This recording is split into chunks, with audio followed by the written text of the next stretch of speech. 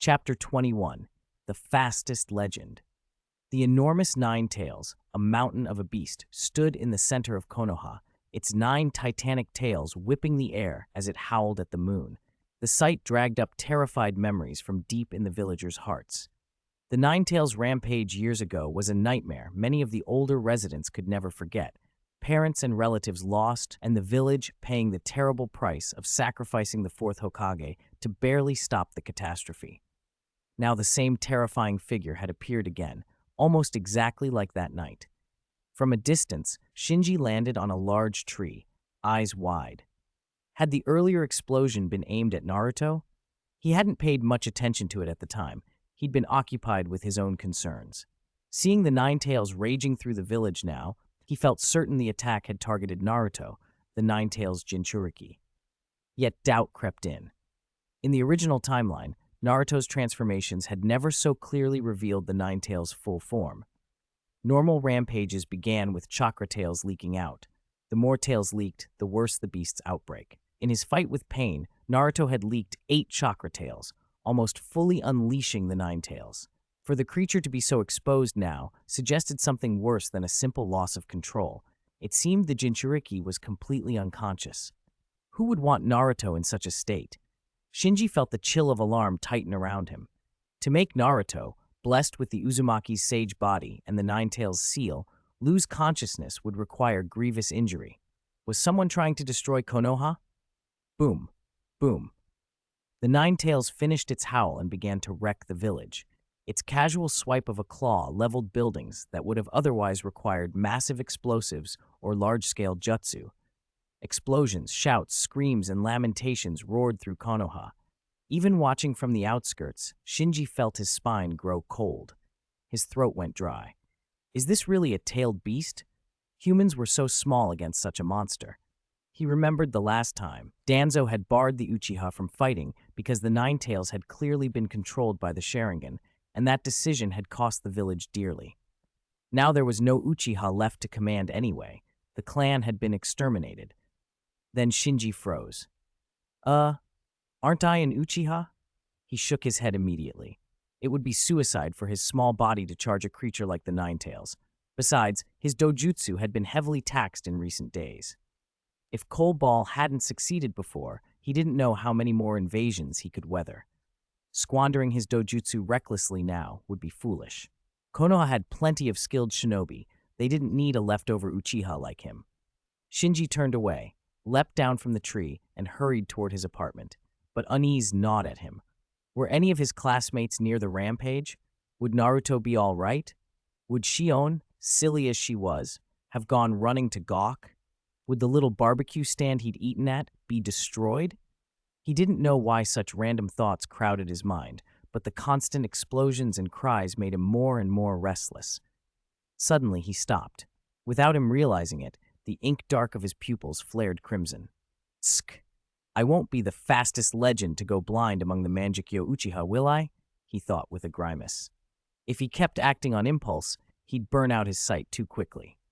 He set his jaw, pulled his mask on, and looked back at the Nine Tails as its demonic fire lit the distance. It's not because I want to save people, he said coldly to himself. I just don't like you. With that, he shot forward toward the beast's location like a flash. Meanwhile, somewhere else in the village, Sasuke ran with a bewildered expression plastered on his face. He hadn't meant to suddenly flee. He'd simply panicked and taken off, but he didn't even want to think about why. Disaster hung over him like a shadow. Wherever he ran, the sounds of explosions and cries followed, refusing to fade. Ninja streamed past him on the streets, charging toward the Nine Tails, only to be swept away like sand barriers before a tide. The avenue ahead had been reduced to rubble. Coughing through dust, Sasuke scrambled, using hands and feet to haul himself forward. He had no sense of direction. The village had become a labyrinth of wreckage. Reinforcements kept pouring in from all directions, but against the enraged Nine Tails, they were moths to a flame, quickly annihilated under the beast's onslaught.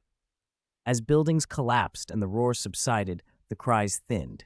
Sasuke, crawling on all fours, came to a stop in front of a shattered mirror half buried in the debris. He stared at his reflection, hair askew, face slack with terror, sprawled on the ground like a dog hit in the spine. Damn it, he thought, I'm Uchiha nobility. I can't look like this. He forced himself up and faced the Nine Tails. He didn't notice the change at first, but his pupils had gone crimson. A single ink-colored tomoe formed in each eye. The Nine Tails had not paid the tiny figure on the rubble any heed at first, but when Sasuke activated his Sharingan, the unique yin-release chakra signature of the dojutsu radiated out and the beast keyed into it instantly. Sharingan! The Nine Tails snarled. Filled with boundless hatred, the creature lowered its great head and fixed its malignant yellow gaze on Sasuke. At the sight, Sasuke's fragile courage slipped away. The Nine Tails leaned closer, its deep voice a rumble of memory and loathing. Why? Why is it the damned Uchiha again? Sasuke trembled, nearly paralyzed with fear. Remembering how it had once been enslaved and controlled by the Sharingan, the Nine Tails could not contain its fury. It reared a massive claw and, with a whooshing roar, slammed it down toward Sasuke. Am I going to die? That thought flashed across Sasuke's mind as he braced for the impact. But the claw that came whistling down suddenly stopped mere inches from him. Sasuke looked up, bewildered. The Nine Tails' vertical pupils had at some point been replaced by a pattern, a Sharingan pattern. Second update submitted. Still asking for votes. Chapter 22, Get Back. Third update. A gigantic claw hovered a palm's distance from his nose. Sasuke was drenched in sweat, his legs trembling uncontrollably. In that moment, he heard nothing but the thunderous pounding of his own heart. He didn't notice the figure who had raced up behind him. Amid the swirling dust stood Shinji on the ruins, his gaze icy as he faced the Nine Tails. With a single look, he intercepted the beast's fierce swipe. The Nine Tails was held by his Mangekyo Sharingan, but it had not been subdued completely. It roared in fury. Damn you! The tailed beast's power burst outward in a colossal shockwave. Sasuke, directly in its path, froze. Humph. Shinji snorted coldly. The Mangekyo in his eyes flared with an eerie light. Since he had acted, he could not hesitate. He would burn through his dojutsu if he had to, overwhelm the beast quickly, and seize control of the situation. Under the crushing pressure of Shinji's Mangekyo, the Nine Tails' resistance began to falter. Its ferocious expression slackened. Shinji's eyes narrowed. He pushed his dojutsu deeper, probing at the Nine Tails' consciousness. Subduing the beast might have been enough, but his real goal was to revive Naruto, wake the Jinchuriki, and let him reclaim his inner world. In an instant, Shinji's consciousness slid into a dim underground palace. How had Naruto's inner world become like this? The surroundings hinted it belonged to Naruto, but it was nothing like the usual image. No serene pond, no cage. Instead, orange-red tailed beast chakra floated like bubbles, filling the place. Could the seal have been broken? Shinji frowned. When the fourth Hokage sealed the Nine Tails inside Naruto, he had used a double safeguard. Besides the visible seal, both he and Kushina left portions of their chakra inside Naruto as a fail-safe.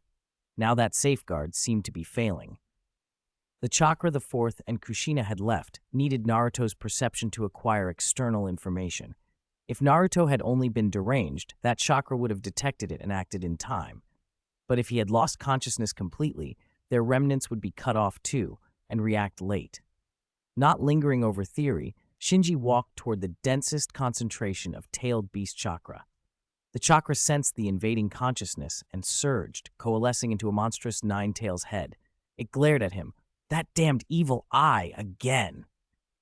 Back into your cage, Shinji said without preamble, and struck out with a palm, slapping the chakra-formed head across the face.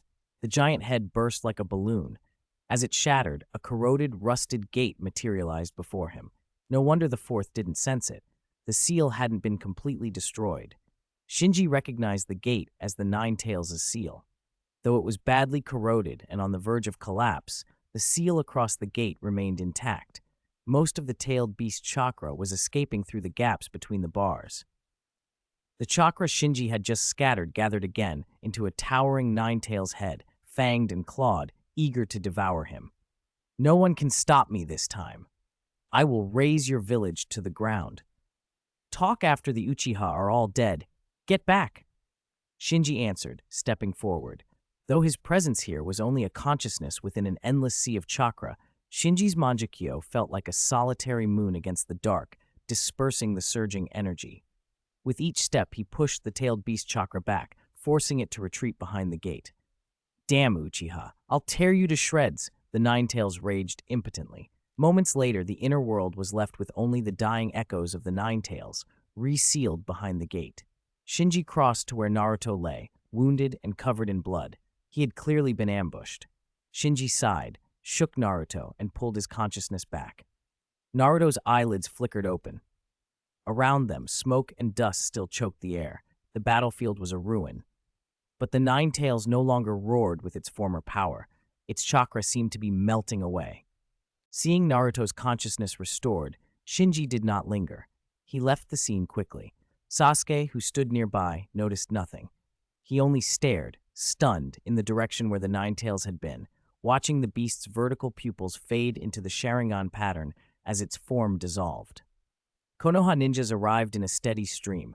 Among them was Kakashi, who had raced over with his Sharingan already activated, prepared to face the Ninetales in battle.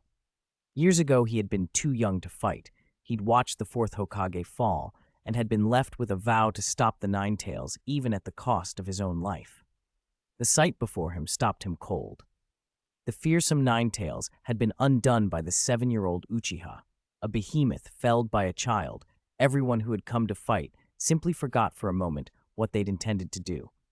Kakashi noticed Sasuke's eyes. Scarlet, the Sharingan already awakened, with 2 distinct tomo in each pupil. This child awakened the Sharingan, and it has 2 tomoi? Shock rippled through the gathered ninja. As the Ninetales chakra faded, Naruto's battered form grew clear.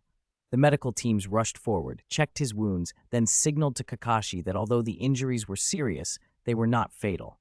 Naruto could be saved. Kakashi exhaled, a long breath of relief. Around him, the others tried to process what they'd just witnessed. A tailed beast that could have destroyed a country had been subdued by a 7-year-old. It was an impossible mix of awe and unease. Sasuke still hadn't fully recovered. He stood trembling, staring in the direction where the Ninetales had been. Kakashi glanced down at the boy's trembling legs and then barked to someone nearby. "Quick, get him a change of pants." Third update is here. You all know how fast my hands are. 3 updates took a lot of work. Please support me. Thank you very much. Chapter 23. There is one. One by one, no pushing. Outside the shelter, a Konoha Chunin was directing the evacuees. Shinji, having changed his clothes, fell into the line and followed the crowd toward the mountain shelter behind the Hokage Rock. After stopping the rampaging Ninetales and waking Naruto, he had blended into the villagers like any ordinary resident. He paused at the entrance to look back at the village. The commotion there was finally dying down, as if the situation had been brought under control. "Hope Naruto's okay," he muttered, then pulled his gaze away and went inside. "Shinji, over here! Over here!" He hadn't even had time to take in the shelter when he heard a shout. Turning toward the voice, he saw Shion waving excitedly from across the room. He turned his face away. He didn't want to attract attention, not here, not now, so he ignored the priestess of the land of demons. With so many people watching, being too familiar with her would only invite trouble. Instead, he scanned the shelter, then walked over to his classmates. Haku stepped up first. "Shinji, good to see you're all right." Lee moved forward as well. "We couldn't find you earlier. Everyone was worried." Shinji nodded, neither distant nor overly friendly. Seeing most of his classmates, including Haku and Karin, there calmed him a little. He sat down, but the moment he did, a sharp pain stabbed his eyes. This time it burned far worse than before, as if something were stabbing at his eyeballs. His vision blurred. After becoming used to the heightened awareness of the Manjikyo Sharingan, this sudden blurring felt deeply wrong, and a wave of dizziness washed over him. Haku noticed and caught him. "Shinji, are you hurt? Are you feeling unwell?" Classmates glanced over, concerned. Karin, curled up aloof in a corner, looked over at the hint of an injury and hesitated as if deciding whether to help. "I'm fine," Shinji lied, waving a hand and pressing it to his forehead as if pretending to nap. He wasn't surprised by the Sharingan's backlash. In these few short weeks, he'd pushed his eyes to an absurd degree. During the first invasion, he had forced his Dujutsu to burst out and used Susanoo to kill the hand demon. Later, he activated Susanoo again to save Shion. and just now he had relied almost entirely on his Mangekyo Sharingan, brute forcing the Nine Tails into submission. No finesse, just raw power. The chakra and ocular strain had been far greater than he'd expected. If this keeps up, I'll be the fastest legend at going blind, he mocked himself inwardly. He promised silently he wouldn't overexert himself again, next time. Around him, the shelter was full of fear and exhaustion. Iruka-sensei was holding a roster and counting students, his face drawn with worry. Cries and whispers drifted through the crowd. Villagers who had lived through the Nine Tails incidents clung to one another and wept with relief. Tenten gripped Iruka's sleeve. Voice choked. "Iruka-sensei, is it really safe outside? When can we go home?" "Don't worry," Iruka soothed. "It'll be all right. You have to believe in everyone." The red warning lights in the shelter suddenly went out. An old man stepped in and announced, "The situation has subsided. Everyone may evacuate the shelter in an orderly fashion." Shinji recognized him as Homura Mitokado, one of Konoha's elders. Voices rose. "Is it over? Thank goodness. Finally, we can go home." Relief turned into cheers. Villagers who had survived previous attacks hugged and cried with gratitude. Shinji stood with the crowd and walked out of the shelter, bone-tired. Hokage office. The third Hokage stood over an Ambu and demanded, "How could this happen? Who can explain this to me?" An Ambu stepped forward and reported, "Hokage-sama, we've investigated. This was a premeditated attack." He explained in detail how the perpetrator had attacked Karen to draw away the Ambu protecting Naruto and then ambushed Uzumaki Naruto. Advisor Elder Utatane Koharu frowned. "I don't want the details right now. Was the perpetrator caught?" The Anbu bowed his head. "I'm very sorry. Due to insufficient manpower, we did not apprehend the person who attacked Uzumaki Naruto." Incompetent, Danzo strode into the office with two subordinates. An Anbu who had been reprimanded stiffened and saluted Danzo helplessly. Danzo ignored him and turned to the third Hokage. "Is it confirmed? Did Uchiha Sasuke control the Nine Tails with eye techniques?"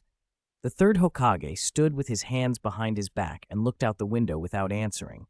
From the reports, it seemed likely, but he found it hard to believe that a 7-year-old could possess such power. Utatane picked up the thread. Although things were chaotic, more than 10 witnesses say they saw the Nine Tails' eyes take on a Sharingan pattern. "At least Kakashi confirmed it," the third Hokage said slowly. "Sasuke has awakened the Sharingan, a two-Tomoe Sharingan."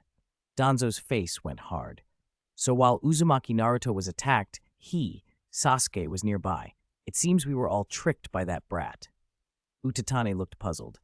"You think Sasuke planned this? Danzo, are you sure?" Danzo snapped. "Right after Naruto was attacked, someone slipped into my base while I went to stop the Nine Tails." "What does that have to do with Sasuke?" Utatane asked. A root shinobi accompanying Danzo then stepped forward, saluted both elders, and explained, "The opponent's dujutsu was very strong. I only caught a glimpse before I was ensnared by his genjutsu." This was the root shinobi who had earlier been controlled and brought to Danzo's secret vault. The third Hokage's expression tightened. Utane pressed, "Are you certain the opponent used eye techniques?" The root nodded. "He wore a mask, so I couldn't see the eyes clearly, but I'm sure the opponent was an Uchiha who had awakened the Sharingan." Danzo's men underwent extreme anti-genjutsu training. Even after being controlled, this shinobi had been able to determine the assailant's identity through small clues. With the Uchiha clan's massacre, there were no Uchiha in the village who fit that description. No, there was one. The third Hokage and Utatane Koharu thought at the same moment of Uchiha Sasuke, who had just shown his Sharingan. Chapter 24. Succeed. Utatane Koharu still sounded unconvinced. "You really think Uchiha Sasuke could do something like that?" Danzo snorted. "If he could subdue the Nine Tails, what's so unbelievable about him controlling one of my subordinates?" Koharu fixed him with a stare. "But why would he risk infiltrating Root and even attacking Uzumaki Naruto? You must know this isn't something he could do alone. Because he wants to steal back his father's." Danzo cut off mid-sentence. He had his own reasons for singling out Sasuke. From Sasuke's willingness to take such a reckless tack, Danzo suspected Fugaku Uchiha's Sharingan was not ordinary. He wasn't ready to reveal everything. Koharu noticed his evasiveness, and her expression darkened.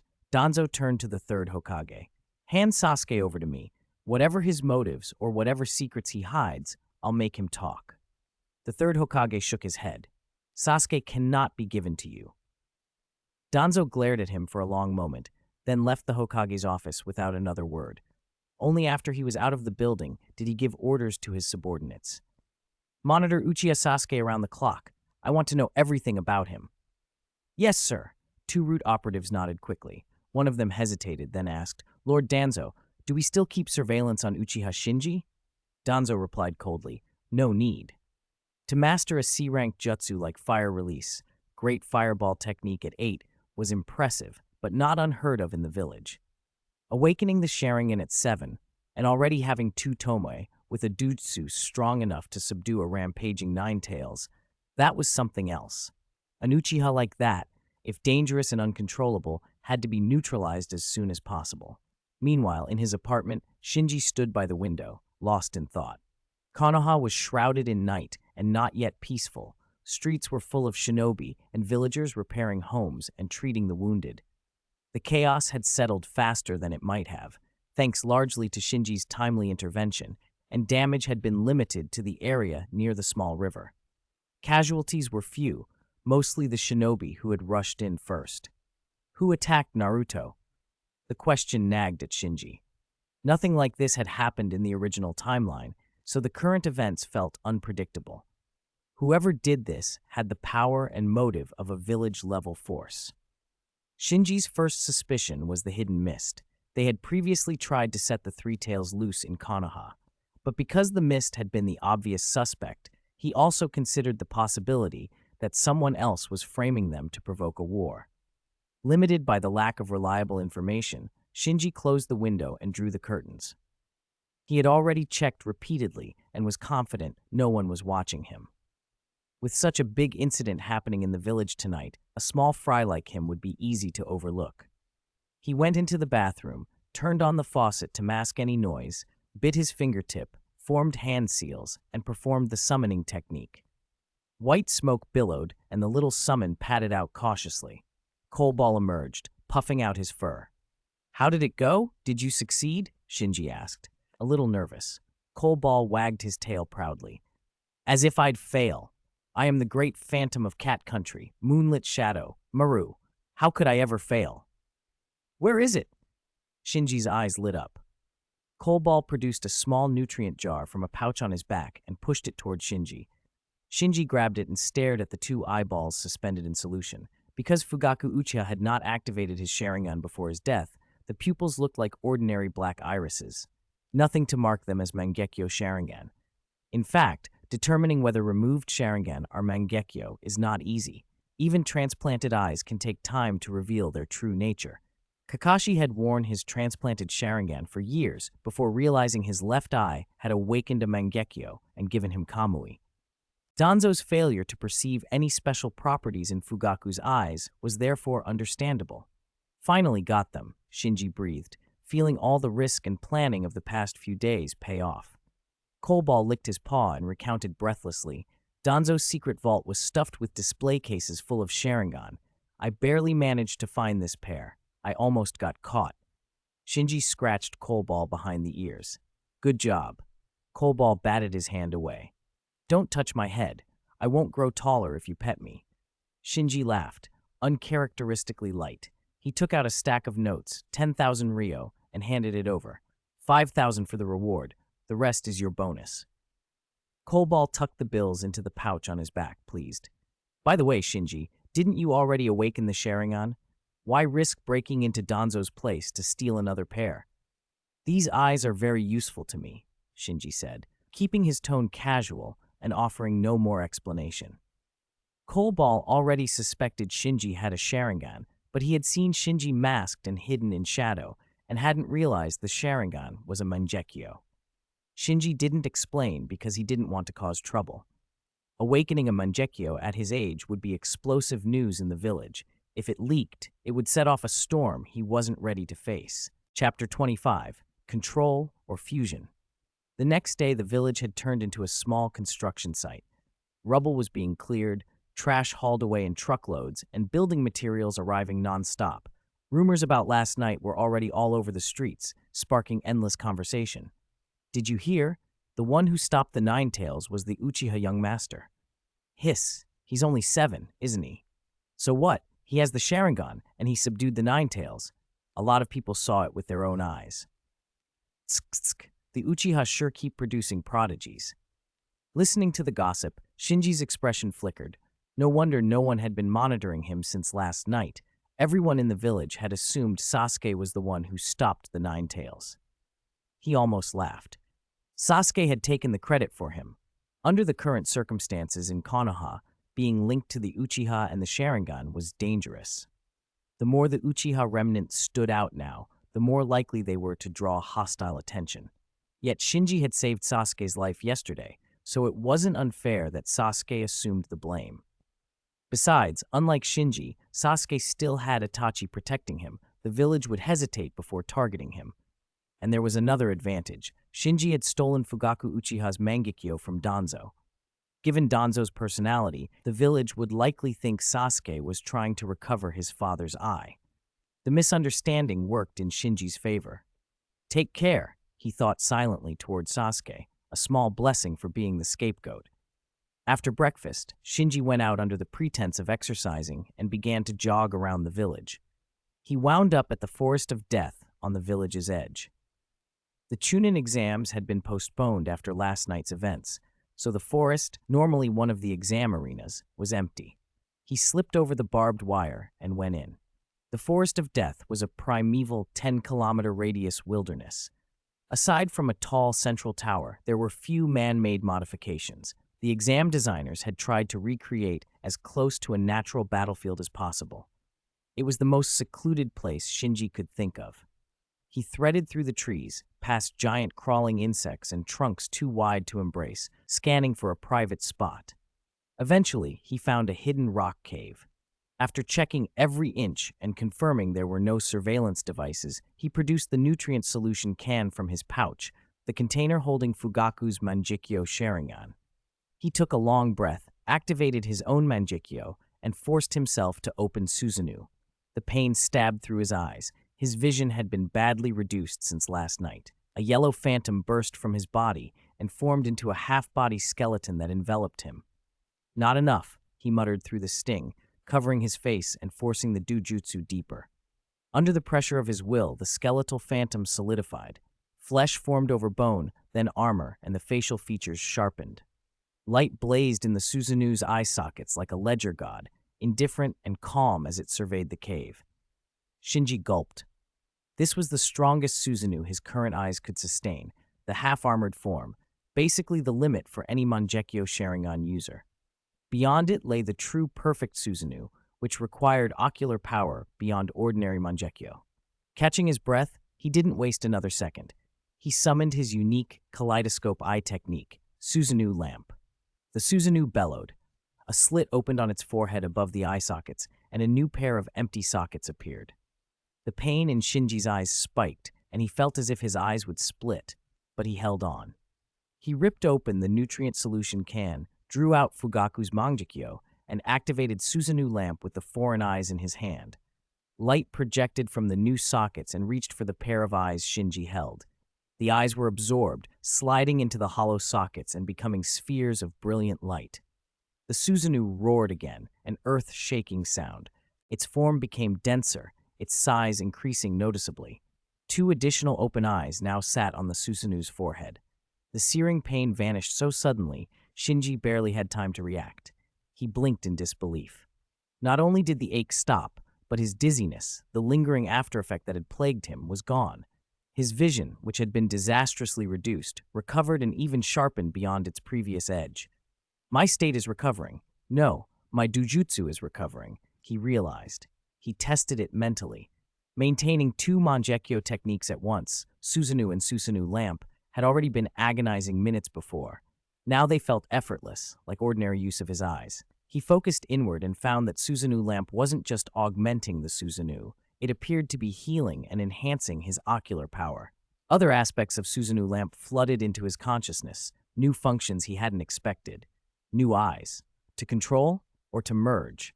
Please vote. Please vote. Students with votes, please send some. Chapter 26. This is too capable. Control or fusion. Shinji froze for a moment, then it clicked. The Susanoo lamp could bypass surgical methods and via an eye technique either control or fuse the dojutsu from a second pair of eyes. But control and fusion were totally different things. Control means using a second empty socket to house another pair of eyes and drawing partial dojutsu or partial eye techniques from them. That was Shinji's current state. Under control, you normally cannot access the full power of the second pair. There's always rejection because those eyes belong to someone else. How much you can borrow depends on the strength of your own eyes. For example, if both are Mangekyo Sharingan and Shinji tries to control Fugaku's Mangekyo with his own, he might only reach about 50% of Fugaku's power. If Shinji had an eternal Mangekyo, controlling a Mangekyo could yield around 70%. A Rinnegan controlling a Mangekyo by absolute superiority could extract 80 to 90%, approaching total dominance. Fusion, as the name implies, merges two pairs of eyes into one single dojutsu. Fusion always entails loss. It's a natural law. In the original timeline, when Sasuke fused Itachi's Mangekyo and created the Eternal Mangekyo, he still failed to inherit all of Itachi's techniques. Tsukuyomi was lost. The Susanoo lamp is no exception. Its fusion has limits, but it has a defining trait. The amount lost during fusion depends on the strength of your own dojutsu. Fusing Mangekyo to Mangekyo might cause loss similar to surgical fusion, often costing some eye techniques. If your eyes are weaker than the other pair, the fusion may fail. But if an Eternal Mangekyo fuses with a regular Mangekyo, the loss will be much smaller, possibly acceptable. The stronger your own eyes, the less you lose. If your dojutsu is strong enough, you might even attempt to fuse other bloodline-limited eyes, like the Byakugan.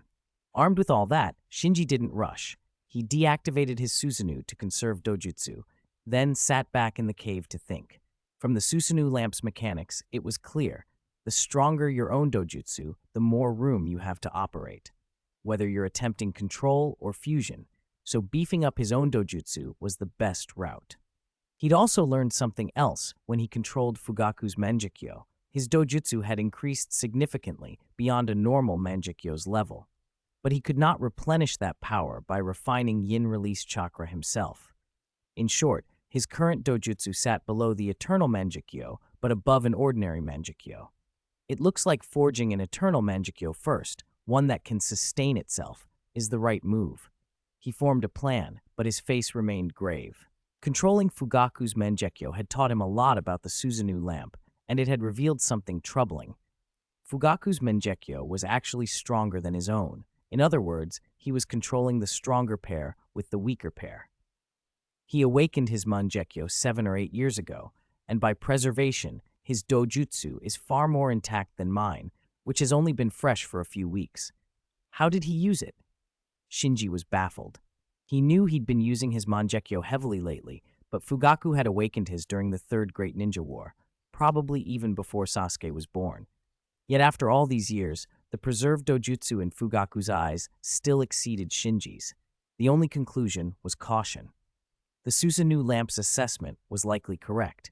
Fugaku must have rarely, if ever, used his Mangekyo techniques. It was quite possible he never once activated Susanoo after gaining his Mangekyo. Shinji frowned. The lamp had already warned him, trying to fuse when you control the stronger with the weaker carries a high risk of failure. That explained why, in history, successful Eternal Mangekyo fusions always occurred between blood relatives. Madara and Izuna, Sasuke and Itachi. Their bloodlines were intertwined, reducing resistance and confusion between the two Mangekyo strengths. Shinji and Fugaku shared a clan name, but they weren't close bloodkin. Their chakra traits, rooted in their bloodline limits, differed. Fugaku's Mangekyo would instinctively resist fusion. The Susanoo lamp could force fusion, but only if the strength relationship favored Shinji. For now, with Fugaku stronger, the lamp could only help him control Fugaku's Mangekyo. He closed his eyes to probe his own Mangekyo. Control could be seen as a mild form of fusion. When he first took Fugaku's eyes, his own Mangekyo lost less of its vitality and seemed partially restored by external stimulation. By his sense, while managing two Mangekyo at once, his dojutsu was about 1.5 times his baseline. He didn't know whether that initial recovery was a one-time effect or something he could trigger again, so he couldn't count on having a sustained restorative ability. There was another benefit. Because Shinji had rarely used his eye technique slots, he was able, this time, to obtain the two Mangekyo eye techniques held by Fugaku's eyes. The left eye's technique, as expected, was Amaterasu. That suggested why Itachi and Sasuke both wielded Amaterasu, a combination of shared-on reflections and bloodline inheritance. When Shinji learned what Fugaku's right eye's Mangekyo technique was, his expression suddenly changed. Chapter 27. Forbidden art that can distort character. This eye technique, Shinji paused, then an expression of understanding spread across his face. That explains it. Uchiha Fugaku's right eye possessed a jutsu called Izanagi. Both its name and its effects were reminiscent of the Uchiha clan's infamous forbidden technique, the legendary Izanagi. The true forbidden Izanagi was a manipulation of fate. The user selected the branch of destiny that favored them and grafted it onto reality, rewriting what had already happened. It could truly distort reality, but the cost was exorbitant. Once used, the wielder permanently lost a Sharingan. For that reason, it was banned. Fugaku's Izanagi, however, was different. It did not rewrite fate. Its power was to peer into the divergences of destiny and extract information from those possible outcomes. In other words, it was more like a way to predict certain futures than a tool to alter them. Where the forbidden Izanagi actively warped reality to make one outcome true, Fugaku's Izanagi let the user see which outcomes were possible and then choose their actions based on that knowledge. To visualize. When two people, A and B, confront each other, countless tiny factors split fate into many branches. One branch where they fight fiercely, another where each takes a step back, another where A wins, another where B wins. The forbidden Izanagi could erase branches unfavorable to the user and replace them with a favorable one. Fugaku's Izanagi, by contrast, allowed him to look into those branches before the encounter and learn which results were likely. If he saw a branch where he would almost certainly lose, he could avoid that encounter entirely, steering events away from those unfavorable divergences. He couldn't rewrite destiny, but by choosing not to act, he could avoid landing in a bad future. Once Shinji fully understood Fugaku's eye, his varied and often contradictory behavior finally made sense. During the Third Shinobi World War, when Fugaku awakened his Mangekyo Sharingan, he must have felt that Uchiha could finally stand tall again. Then the Fourth Hokage rose to prominence, an astonishing force in that war. Fugaku probably used his Izanagi to examine a showdown with the Fourth and discovered he would lose, so he kept his head down. Even when Kakashi, an outsider, received a Sharingan transplant, Fugaku dared not forcibly reclaim it. After the Nine Tails incident and the Fourth Hokage's death, Fugaku likely thought the clan's chance had come. He must have used Izanagi on the Third Hokage, on Danzo, and on the other Konoha leaders. The outcomes he saw must have been mixed. Perhaps branches where the Uchiha one existed, or maybe victory would require unbearable sacrifices. That tension explains Fugaku's contradictory conduct. He called clan meetings and plotted rebellion, yet procrastinated and vacillated. When the Uchiha Massacre night arrived, he may even have used Izanagi on his own son, Itachi, and discovered to his horror that he couldn't beat his child. Out of pride or a desire to preserve what dignity he had left, and perhaps to avoid destroying Itachi's Jujutsu, he ultimately surrendered and offered no resistance. Shinji felt a chill. At first, he'd thought Fugaku's Izanagi was merely a terrifyingly powerful jutsu. Information is priceless, and being able to trade eyesight for a glimpse of the near future could be invaluable. But reading Fugaku's life through that lens showed another, darker consequence. The technique had warped Fugaku's character. Given his talent and position, Fugaku should have been a great leader. With prodigies like Shisui and Itachi in the clan, the Uchiha should have prospered. Instead, in less than a decade, he presided over decisions that drove a 1,000-year-old noble house toward ruin. Even a pig in his position couldn't have performed worse, Shinji muttered under his breath. Fugaku, after awakening the Mangekyo, could be politely called indecisive. Less politely, he was timid. The constant habit of peeking into probable futures had subtly but steadily leached his courage. He had acquired a tool to look at fate, and in doing so became entangled in a web of possible outcomes, paralyzed by foresight until he could no longer act. If I relied too much on a technique like that, Shinji thought, I'd turn into Fugaku, unable to make decisions, only moving when victory was guaranteed. He pictured himself having used such an eye before. Would he have forced his way into the Anbu building if he had first inspected the likely outcomes? Would he have dared to break into Danzo's root base? If Izanagi showed a branch where he could win, but only at an unacceptable cost, would he have shrunk back instead of acting? The answer frightened him. Without a certain mental resolve, one cannot master an eye that meddles with fate. Shinji sighed. He had once assumed Izanagi's price was only the cost in Dujutsu. What he now realized was that the technique also demanded a price in courage, a cost that couldn't be measured in any currency. In that light, Fugaku's Izanagi was truly forbidden. Like the original Izanagi, its cost, though different, was unbearable. Please continue to recommend and vote with tickets and monthly passes. It's a small favor. If you have tickets, don't forget to use them. Chapter 28, Lantern Bearer. After learning the hidden cost of relying on Izanagi, Shinji quietly vowed not to use that eye technique lightly unless it was absolutely necessary. Destiny wasn't something to toy with. He calmed himself and slowly stood. His pupils had returned to their ordinary inky black, but only he knew the truth. By mastering Fugaku's Mangekyo with the Susanoo lamp, he had sealed Amaterasu in his left eye and Izanagi in his right. Even without Susanoo, he now carried terrifying destructive power. I still have one more way to deal with demons. Amaterasu might not have any special effect against demons, but its property of burning relentlessly until the target was completely incinerated made it an excellent weapon against creatures with horrific regeneration. After erasing the traces he'd left in the cave, he slipped out of the death forest and returned to his apartment. From experience, when the countdown hit 1, the invasion would most likely occur after midnight. Tonight was the final day of the countdown. On his bed, various kunai, shuriken, explosive tags, masks, and cloaks to hide his identity were arranged neatly by category. He counted them while planning the night's fight.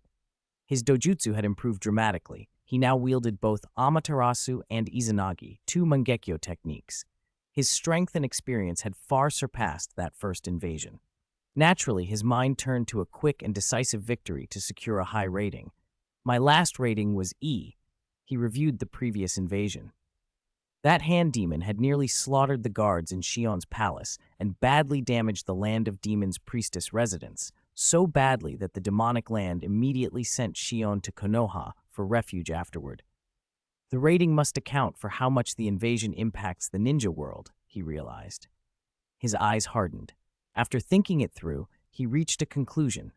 Neutralize the invaders as fast as possible and prevent any impact on the villages, and he would likely get a high rating. The plan simplified. He packed the ninja gear into his pouch methodically.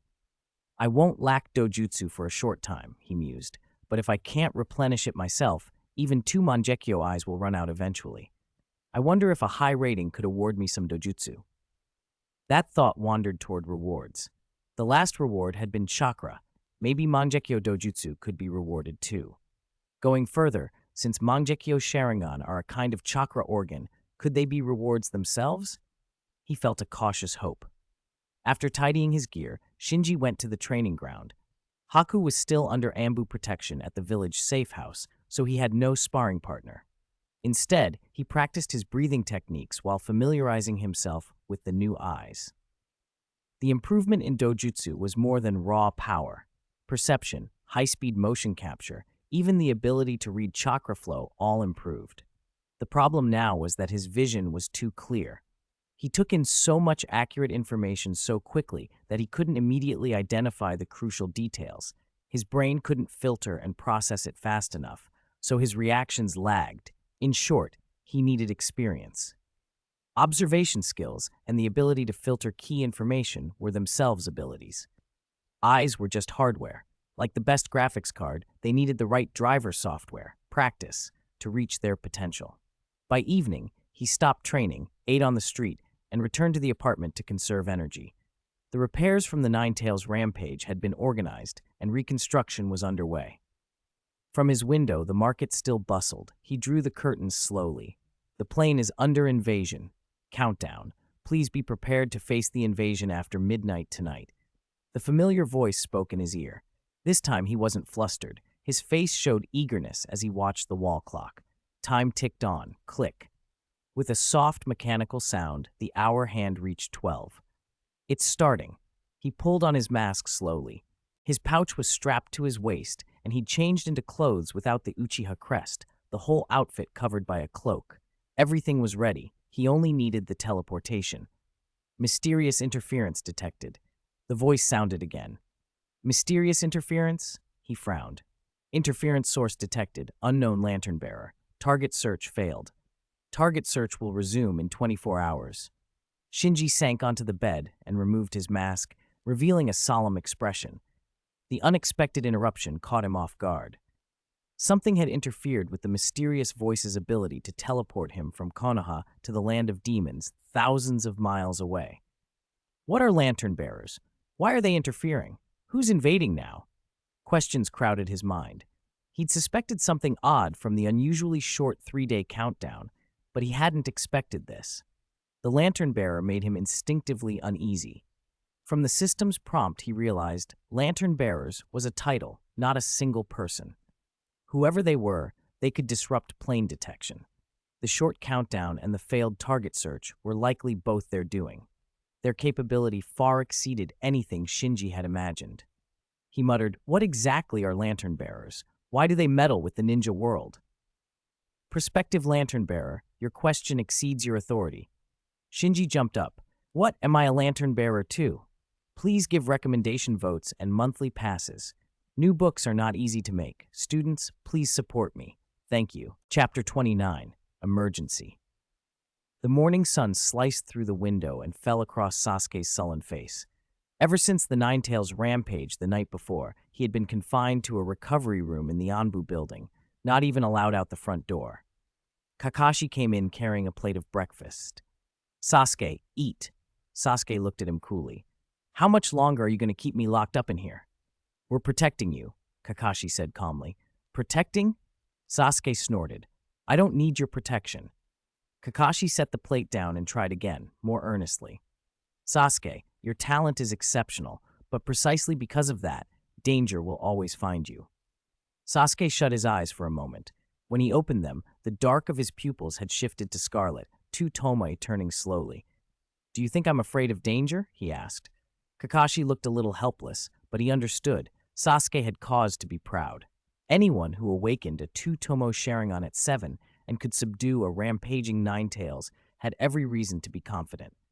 When Kakashi refused to make the call for him, Sasuke began eating. Halfway through, he asked casually, By the way, how's that guy? He's out of danger, Kakashi said with a small smile. He could feel Sasuke's concern for Naruto hiding beneath the younger boy's indifference. Sasuke frowned. Why does he have that monster inside him? Is he really the son of a fox demon?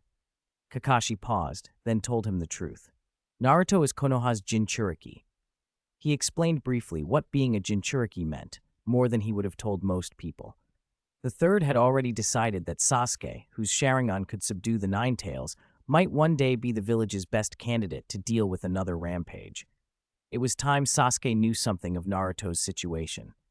Humph, a guy like that as the village's secret weapon? You should pick someone better, Sasuke said with disdain. If we try to take the Ninetales out of Naruto now, Kakashi replied, he'll die. For a Jinchuriki, losing their tailed beast is equivalent to death. Sasuke was silent for a long moment. Then, almost contemptuously, pathetic. Kakashi's expression softened. Sasuke, you two are classmates. I want you to look after him when you can. Sasuke started to nod, but then his face hardened with remembered anger. I'm not free for that. Let me out. I have someone to kill. Itachi? Kakashi said. At the name, Sasuke's features twisted. I'll kill him with my own hands. You can't kill him yet, Kakashi warned. I've already awakened my Sharingan, Sasuke shot back. It's not enough, Kakashi said evenly.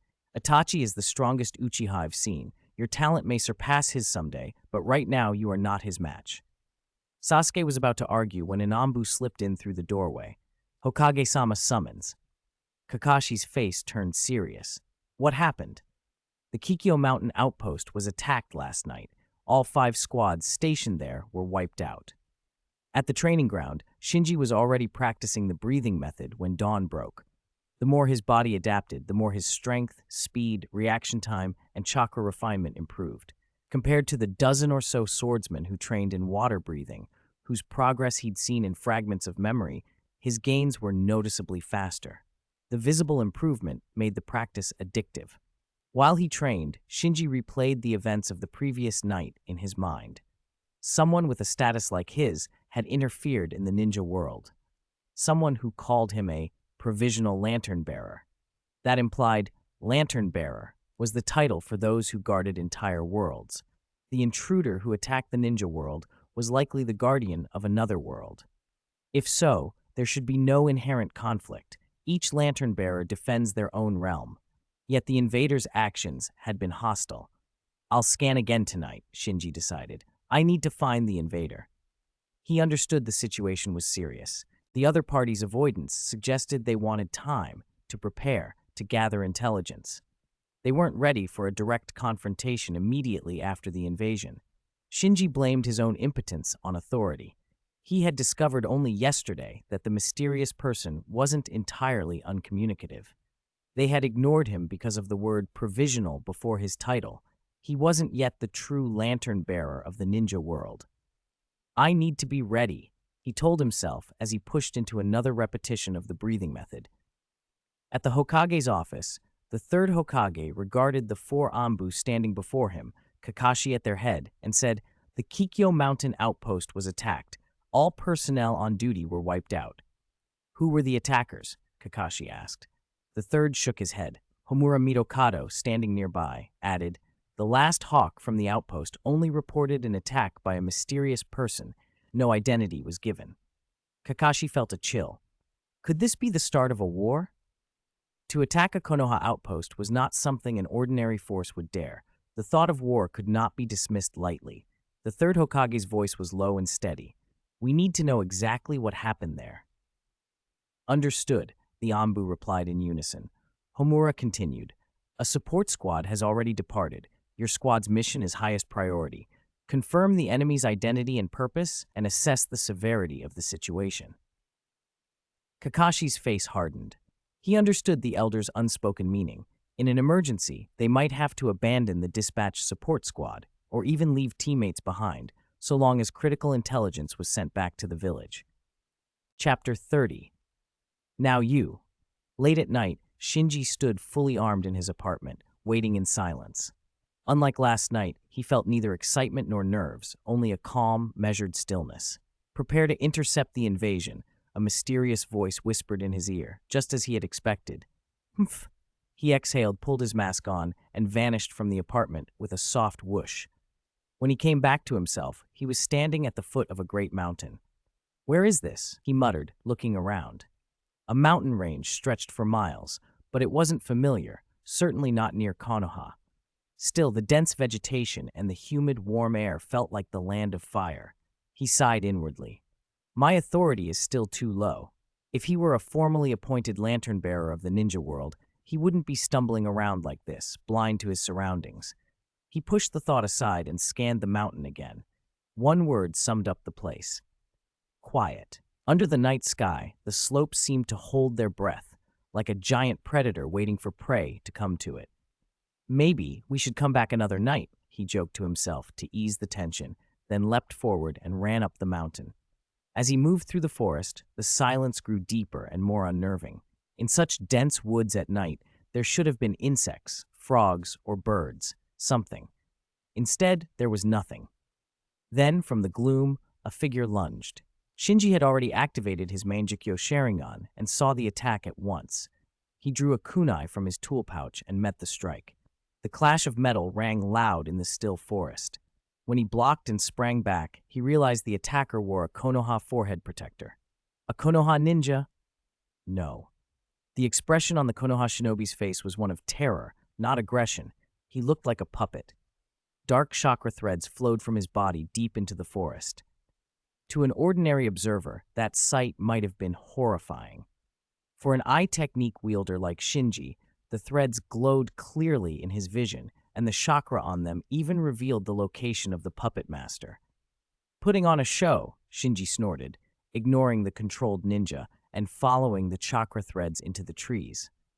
The method looked similar to Tsunogakure's puppet technique, but the puppet masters normally had to be close to their puppets. Since this puppet master was far away, and because this was an invasion interception, Shinji suspected he already knew who was on the other end. Enhanced by the breathing method, his speed was terrifying. The forest posed no obstacle to his Mangekyosho Sharingan. A moment later, he burst out of the trees into an open clearing and froze. The owner of the threads was exactly who he'd feared, Mother Spider of the Natagumo Mountain Demon family, the white-haired, white-robed woman he'd suspected. Around her stood 7 Konoha shinobi, controlled like puppets. Counting the ninja who'd ambushed him, that made 8, 2 full squads. So many Konoha shinobi had fallen under her control. Shinji thought about it. Ordinary shinobi ambushed by a demon they didn't understand would be easy prey. Demons didn't have to respect ninja traditions or ninjutsu limits, and the breathing method's top blades could be lethal even to high-level shinobi. The ninja world's upper limits were terrifying, legends where a blade could cut the moon, but such power was rare. Most fights were still fought with kunai and explosive tags. Shinji and the others had no right to underestimate demons. He studied Mother Spider closely. He'd hoped the chakra on the threads was leaking from the controlled Konoha shinobi, but seeing her, he had to admit it outright. This demon had chakra of her own. The demons invading the ninja world were learning chakra, and they had a brutal advantage. Some could devour flesh to steal chakra directly from their victims. Mother Spider hadn't expected someone to find her this quickly. She froze for a heartbeat, then barked an order and forced the controlled Konoha shinobi to attack. Die! The 7 Konoha shinobi charged with terrified obedience. Full concentration! Shinji burst forward in an instant, the ground cracking under his feet as he flew through the encirclement. In a single, precise motion, his kunai traced an arc behind the controlled shinobi, slicing through the threads binding them. Freed, the 7 looked around in confusion.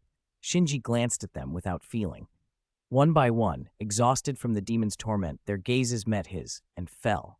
Puff, puff, puff, the sound of bodies hitting the ground as each collapsed, taken by Shinji's genjutsu the moment they looked his way. Mother Spider stared in shock, disbelief written on her face. How could a casual look make 7 swordsmen she'd considered strong faint? Shinji's eyes gleamed with an eerie light as he fixed his gaze on her. "Hey," he said slowly, "now it's your turn." Chapter 31. I didn't hear clearly. Third update. Although Shinji wore a mask, Mother Spider still flinched at his piercing gaze and kept backing away. He wasn't in any hurry to finish her. Instead, he activated his Mangekyo Sharingan and stepped forward, asking, "How did you get in here?" Under the control of the Mangekyo, Mother Spider's expression went blank and she murmured, "I." But in the blink of an eye, she snapped back to herself and stared at Shinji in terror. "You? What are you? How can you control me?" Shinji stopped and frowned. The woman hadn't simply broken his genjutsu by force. Something had woken her. A shadow flickered at his feet. Without looking up, he sensed something falling fast from above. The moving dark was the shadow cast by a huge thing coming down on the opponent. He leaped back. Boom! Where he had just stood, a colossal body slammed into the ground. The impact cracked the earth in a spiderweb of fissures that ripped outward more than 10 meters. "Another demon," Shinji muttered. He had expected only one intruder and had held back to interrogate with genjutsu. He hadn't expected another demon hidden on the mountain. By its size, he recognized it as Father Spider from the Natagumo Mountain family. A figure rose slowly from the grass on the far side. Shinji glanced over and said under his breath, "The third, Sister Spider." A moment later, behind him on a big tree, another demon with a human face and a spider's body descended on a silk thread. "The fourth, Brother Spider," he added. Shinji's face hardened. 4 demons had appeared in quick succession, and all of them radiated strong chakra, enough that they'd clearly been feeding on beings from the shinobi world. Sister Spider covered her lips and giggled. "Dragged right to our doorstep." Brother Spider sniffed hungrily. "Why does he smell so good?" Father Spider, a human body with a spider face, grinned savagely. "I can't wait to rip him apart." As Father Spider grinned, the other three instinctively closed in, slowly encircling Shinji. He muttered, "These invaders don't play fair."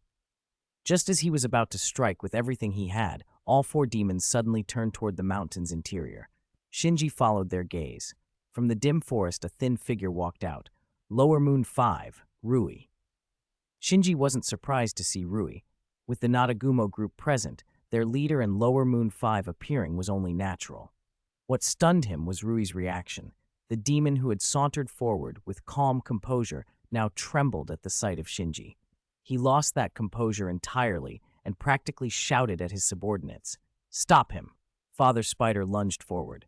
Rui, retreating into the trees, hissed, "Fools! He's like that man, someone almost godlike. Even if you're wiped out, try to hold him for me." The four demons froze. When they looked at Shinji again, their eyes were different, laced with fear. Shinji was taken aback too. The Lower Moon 5, who should have been a final boss, had fled at his sight. Then a realization clicked. The demons weren't fleeing from his Mangekyo, they were terrified of his identity.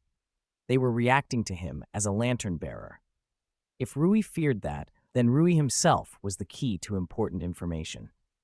Shinji clenched his jaw, activated his breathing method, and gave chase at full speed. The four demons tried to intercept, but none could match Shinji's velocity when he was breathing. They were soon left trailing behind as Shinji pursued Rui up the mountain. At the summit, Rui kept running until he skidded to a stop and turned to face Shinji, eyes wild. "Worthless trash who can't do anything right," he spat. Shinji asked coolly, "Why did you invade here?" Rui's fear shifted into a grim resolve. He raised his hands and a terrifying wail echoed from the distance, the cries of the four other spiders. Shinji frowned. What was Rui doing? 4 pillars of blood shot forward and merged into Rui's body.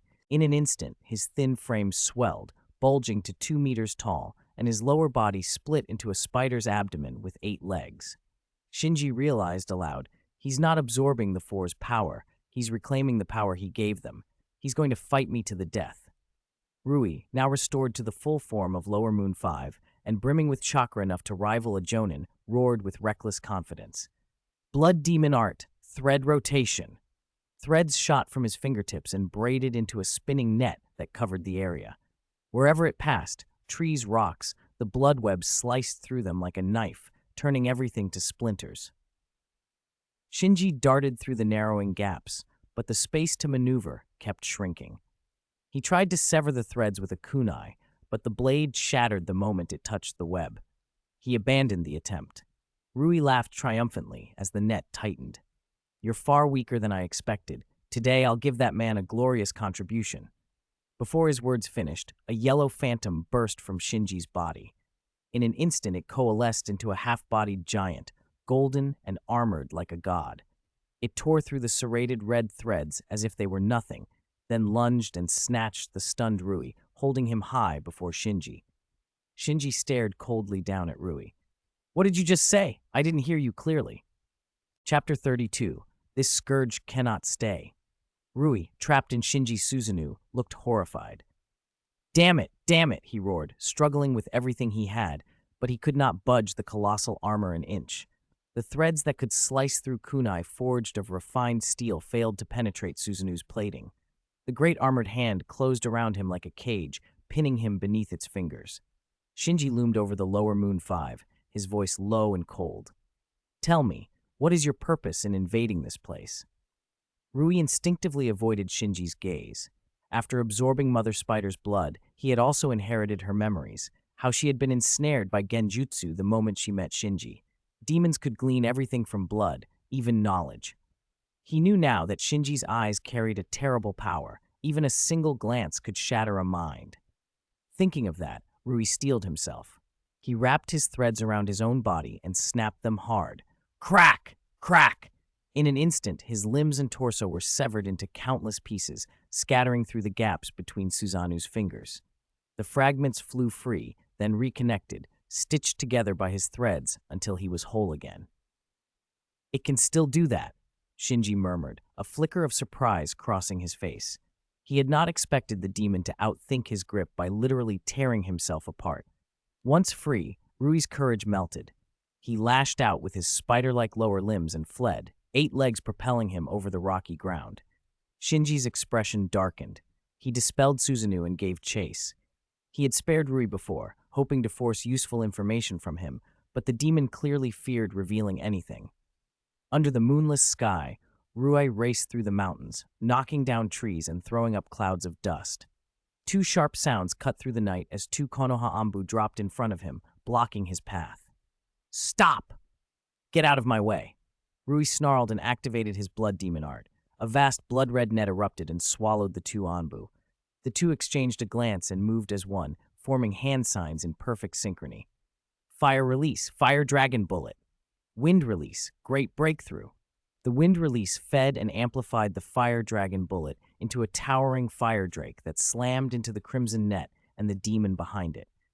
While preparing a second volley, the Anbu expected the net to burn away and Rui to break and dodge, giving them a chance to strike again.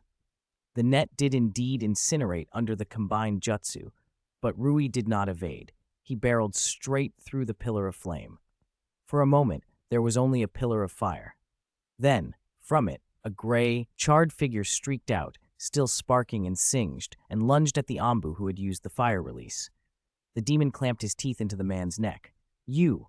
The bitten Anbu choked, blood gurgling as the light in his eyes faded. He died with disbelief frozen on his face. The other Anbu stood rooted, horrified. Experience told him this was no mere clone. The monster before him was badly burned, some parts carbonized, yet it still moved and attacked. How could it survive such a jutsu? He watched in stillness as the creature tore at his companion. Rui, mouth awash in blood, turned to him with a feral grin and licked his lips. "People of this world are truly delicious." "What are you? What kind of monster are you?" The remaining Anbu whispered, panic sharpening his voice. Rui laughed and roared, "Blood demon art, engraved line prison." The Anbu didn't hesitate. He formed hand signs and slammed his hands to the ground. "Earth release, earth wall." A thick wall of earth surged up to shield him, but the blood net coiled and sliced through it with a chilling ease, severing the wall as if it were paper. The crimson mesh dropped down and shredded the Anbu into pieces. Blood and flesh sprayed the ground. A momentary obsession flared in Rui's black eyes as he surveyed the carnage. Then he recovered himself, glanced back once at Shinji approaching, and continued to flee. In the seconds he paused to feed, the burns that had covered his body had already healed completely without a trace. Shinji arrived at the scene, taking in the ruined landscape with an unreadable expression beneath his mask. 2 Konoha Anbu had been slaughtered in the span of a breath by a single Lower Moon 5. He understood at once that Rui had exploited the demonic immortality, risking and surviving burns that would have killed a human, to catch them off guard. Still, the situation was worse than that. Shinji crouched and inspected the chunks of earth shattered by the blood net. The earth release wall the Anbu had raised had been as thick as an adult's forearm, and yet it had been cut aside as if it were nothing. His eyes narrowed. Rui had used chakra to reinforce his blood demon art.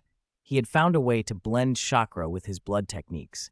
If that method spread to other demons, the consequences would be disastrous. Demonic blood demon arts were already bizarre and terrifying. Some manipulated dreams, others minds or space itself. If every demon learned to magnify those gifts with chakra, no one could predict how powerful they would become. Shinji's decision was cold and absolute. This scourge could not be allowed to remain alive. After a relentless chase, Shinji finally cornered Rui, the Lower Moon, in a mountain ravine. Facing Shinji, who had pursued him without mercy, Rui's old arrogance, the same he'd shown when confronting the Leaf Anbu, was gone. With no escape, he went berserk, refusing to be questioned. He unleashed his blood demon art in a wild frenzy, spitting layer upon layer of blood webs in every direction. Anything the webs touched was shredded. In an instant, the ravine became a storm of flying splinters, scattered stones, and splashing water. Shinji chose not to meet Rui head-on. A direct fight would waste his dojutsu. He fell back to higher ground and watched the chaos below. Rui's sudden frenzy suggested to Shinji that the demon was terrified of being interrogated, so terrified he would rather rampage than be captured. That meant extracting any reliable information from Rui was unlikely.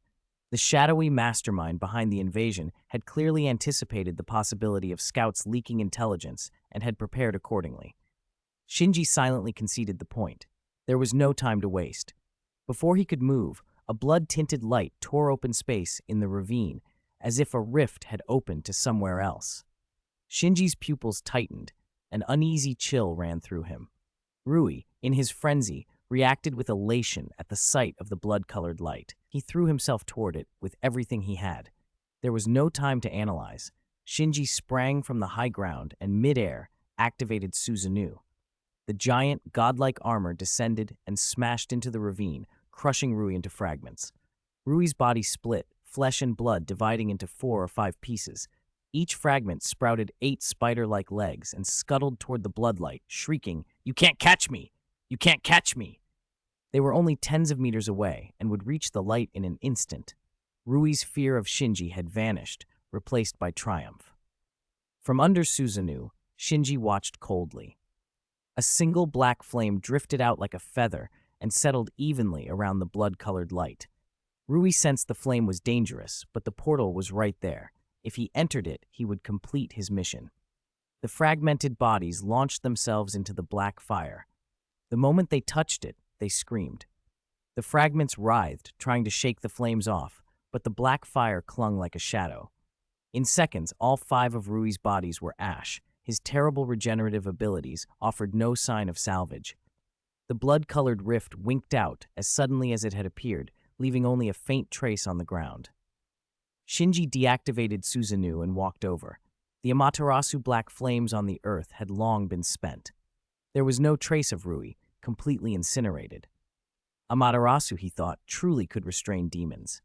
Earlier, Rui had endured an Ambu's fire dragon bullet without a sound, but he had shrieked when Amaterasu touched him, and in an instant the demon had been reduced to nothing, as if his regeneration did not apply against those flames. A small frown crossed Shinji's face.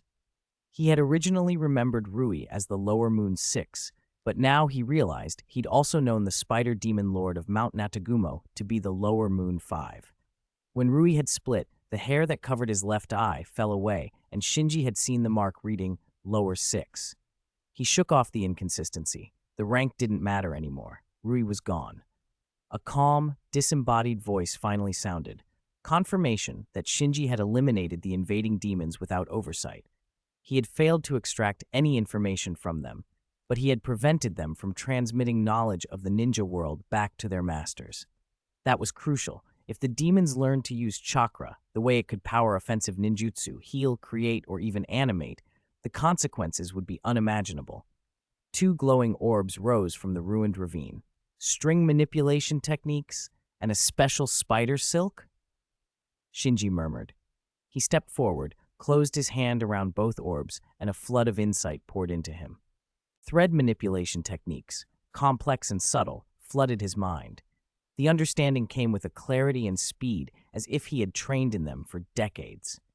So these were all of Rui's thread manipulation secrets. In his other hand, he held a ball of spider silk, feather-light and silky to the touch, nothing like the blood threads that had sliced through stone and metal. On impulse, he applied the thread techniques to the silk. The soft fiber, empowered by chakra, hardened and sharpened into a blade that cleanly severed a large tree nearby. Powerful, he thought.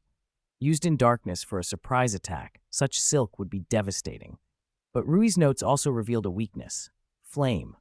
Intense heat would soften the silk and reduce it to ash. Shinji pocketed the silk and the newfound techniques, thinking of the implications. He had stopped this wave of invasion and taken a piece of the enemy's power for himself, and he knew now how to counter it. Chapter 34. Lamp. An A-rank ninjutsu? Shinji's heart skipped at the words.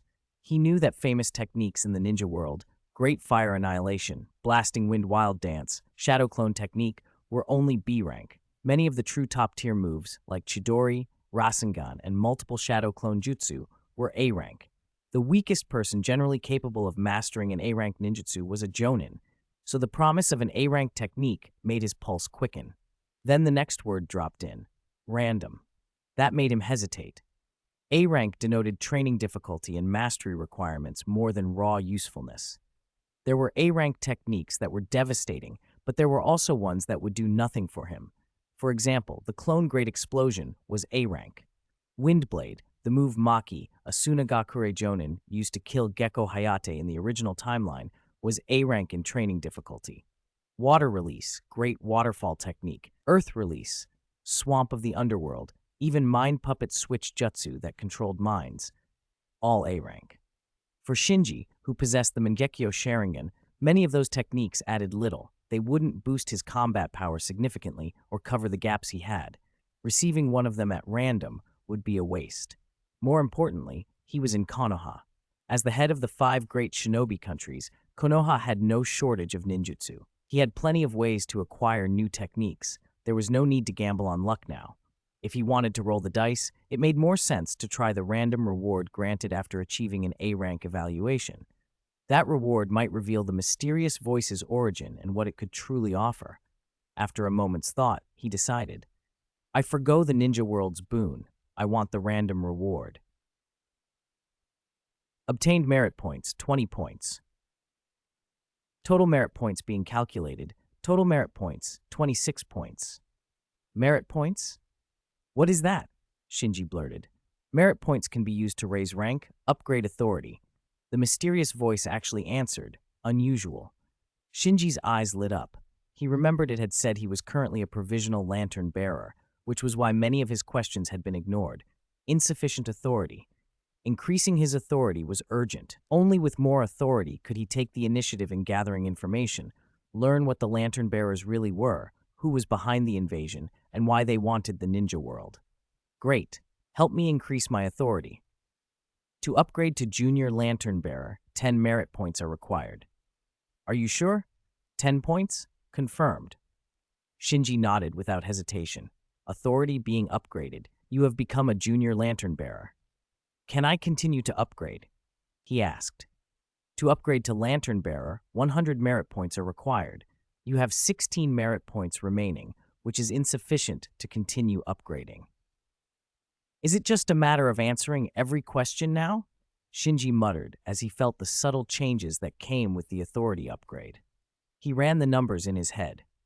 He'd completed 1 E-rank evaluation and 1 A-rank evaluation, plus the 20 merit points from the random reward, bringing his total to 26. That suggested the 2 missions had netted him 6 points, probably 5 for the A-rank and 1 for the E-rank. So I have 16 points left, he calculated. If the Lantern Bearer rank needs 100, I need 84 more, meaning at this rate I'd need a lot of A-rank evaluations. Then he reconsidered. Random rewards after A-rank evaluations could grant big bonuses. In this instance, he got 5 points from the A-rank and 20 more from the random reward, a 25-point haul in one go. If he could keep that up, he might need only a handful more A-rank evaluations to reach full Lantern Bearer. He let his gaze drift to a mark on the ground.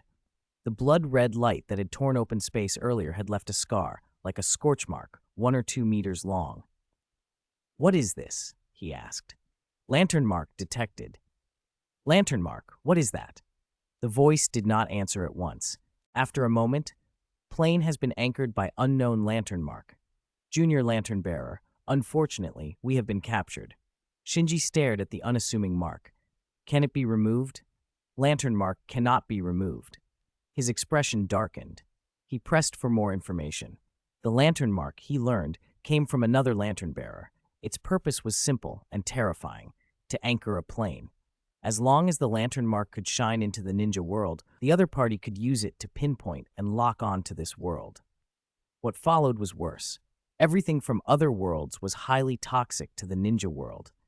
Not only were the invading demons themselves dangerous, their flesh and blood, their items, any traces of their existence, the information they left behind, even memories implanted in the minds of beings inside the ninja world, acted like poison. These contaminants created more anchors, like lantern marks. The more anchors that linked the two worlds, the blurrier the boundaries would become, until eventually the two worlds overlapped and collapsed into one another. Shinji was stunned. Isn't the other one also a lantern bearer? Knowing this harms both worlds, why would they do it? That question earned no answer. Either his authority still wasn't high enough to learn the motive, or even the mysterious voice couldn't explain it. Shinji felt a cold helplessness. He had thought the invading demons were a contained problem. Now he understood how deep the threat ran. Even intangible things, information, memories, could corrode the ninja world. The situation was far more dire than he'd imagined. Collecting himself, he asked, "One more question. What exactly are you?" The mysterious voice echoed in his ear. "Lantern. I don't know when comments will be restored. There's absolutely no feedback, and it's making me anxious. Everyone, I can only keep asking for recommendation tickets and monthly passes." Chapter 35. Permissions. The lamp? Shinji raised an eyebrow.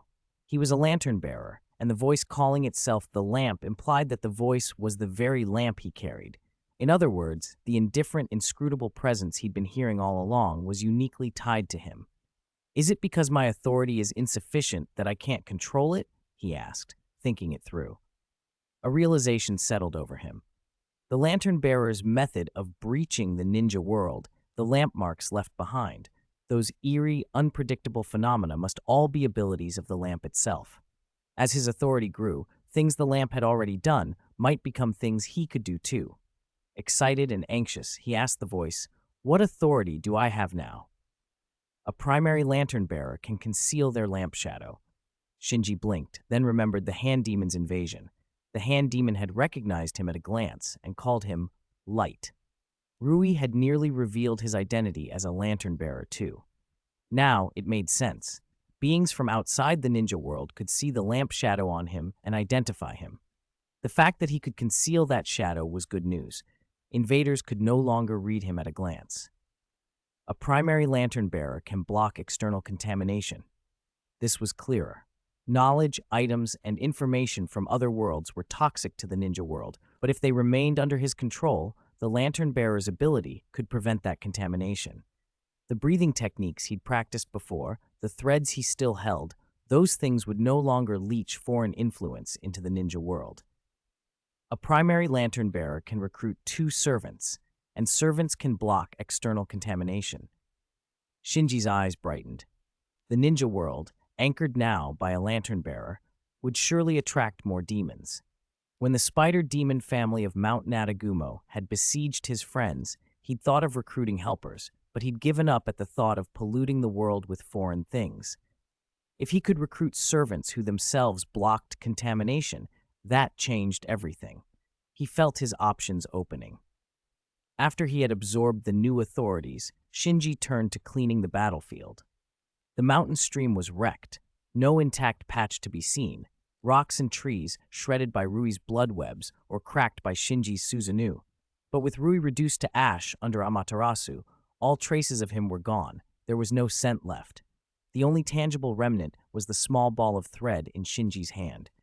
Though the scene looked chaotic, there was nothing left to tidy except memories. "Oh, and those Konoha ninja earlier," the lamp added. Shinji's face tightened. Those Konoha ninja had seen demons and had been manipulated by them. The demons' information remained in their memories. According to the lamp, that meant contamination. Over time, they could become beacons anchoring the 2 worlds together and push the ninja world toward ruin. When Shinji reached the place where the Konoha ninja should have been, his expression changed. The bodies were gone. Only pools of blood and scraps of flesh remained. Before the 4 demons had pursued him, they had not spared the Konoha ninja. They had mercilessly torn them apart. Shinji sighed, then vanished in a whisper of motion. Not long after, 2 figures touched down in the forest to the sound of rushing wind. Both were dressed as Konoha Ambu. The one in a fox mask with silver hair was Kakashi, sent to investigate. His team had been 4 in total, split into 2 groups. His group had entered the mountain from the opposite side and arrived a little later than the group that had already met death. "Captain, there's something here," the accompanying Ambu called, landing beside the bloodstains. Kakashi, on alert, rushed over and surveyed the scene. The ground was slick with blood, like a slaughterhouse. He frowned. The Ambu knelt, touched the blood, and lowered his voice. "It's still warm. They were just here." Kakashi bit his finger, formed hand signs, and pressed his palm to the ground. Summoning technique. A puff of white smoke bloomed, and when it cleared, 8 ninja dogs of varying sizes appeared. Kakashi pointed at the blood and said, "This looks like a battlefield. Sniff it. Can you track them? The dogs fanned out, then all focused in one direction. Chase! Kakashi ordered without hesitation, and they set off. They soon reached where the two Ambu had died. Kakashi and his companions stared at their fallen comrades with tight faces. The brutal deaths told them the enemy who had attacked the Kikyo Mountain outpost was unusually powerful. For Shinobi, death was a risk they accepted, so there was no time for mourning. Only the mission remained. They followed the scent. Before long, they reached the mountain stream where Shinji and Rui had fought. The sight stunned them. The area looked as if a massive battle had torn through it. Trees and rocks shattered, but there were no bodies, no bloodstains, not even a stray ninja tool. The place was unnervingly clean. Kakashi signaled, and the 8 ninja dogs spread out to investigate. After a moment, they regrouped. The lead dog, Pakken, sat up and said to Kakashi, "We can only smell one scent." "Only one?" Kakashi asked. Pakken nodded. "Aside from the dead and injured, there's only one scent source left." The accompanying Ambu looked puzzled. "Only one attacker?" Pakken spread his paws. "We only smelled one scent source across the battlefield." Kakashi thought for a moment. "And his trail?" Pakken pointed with his nose toward the path they had taken. His scent went back and forth between the battlefield in the forest and this mountain stream. "And then," Kakashi pressed. Pakken spread his paws again. "He disappeared." Chapter 36, Gaze in the Arena. When Shinji returned to the apartment, he stood in the doorway for a long moment before peeling off his disguise mask and cloak. The repelling of the invasion had taken surprisingly little time. The wall clock read only about 40 minutes, but he felt utterly exhausted. The weight of it was almost unbearable. Looking out over the sleeping Konoha village, a strange loneliness crawled into his chest. Apart from him, no one knew another crisis was coming, and he could not cry it out loud. It seemed everything would have to be borne in silence by him alone, this remnant of the Uchiha. Why me? Uncertainty gnawed at him. Did he truly have the strength to prevent the ninja world's destruction? He didn't let the doubt spread. He composed himself and began thinking of countermeasures. The burden was already on his shoulders. He would do what he could. As a primary lantern bearer, he had the authority to recruit 2 servants, 2 allies from the ninja world whom he could trust with the truth without fear of cross-world contamination. Who should he choose? The first person who came to mind was Uchiha Itachi, the one who had once killed him. Itachi was the only other shinobi in the world with Amaterasu among the Uchiha he knew, and his natural restraint against demons, coupled with Kaja-level power, made him almost capable of handling any invading demon. But the Lantern Bearer's recruitment only blocked contamination. It could not guarantee loyalty, and he could not contact Itachi now.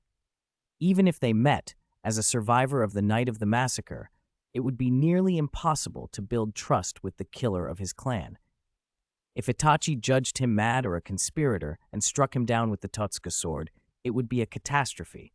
With his current strength, it would be unwise to provoke someone that dangerous. He shook his head. Only when he could stand on equal footing with Itachi could he consider recruiting a shinobi of that caliber.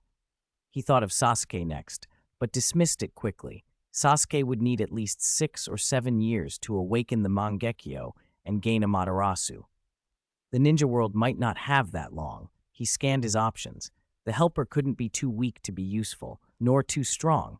Those usually belonged to a village or organization and would be unlikely to obey a lone Uchiha remnant, risking leaks about other worlds and causing secondary contamination.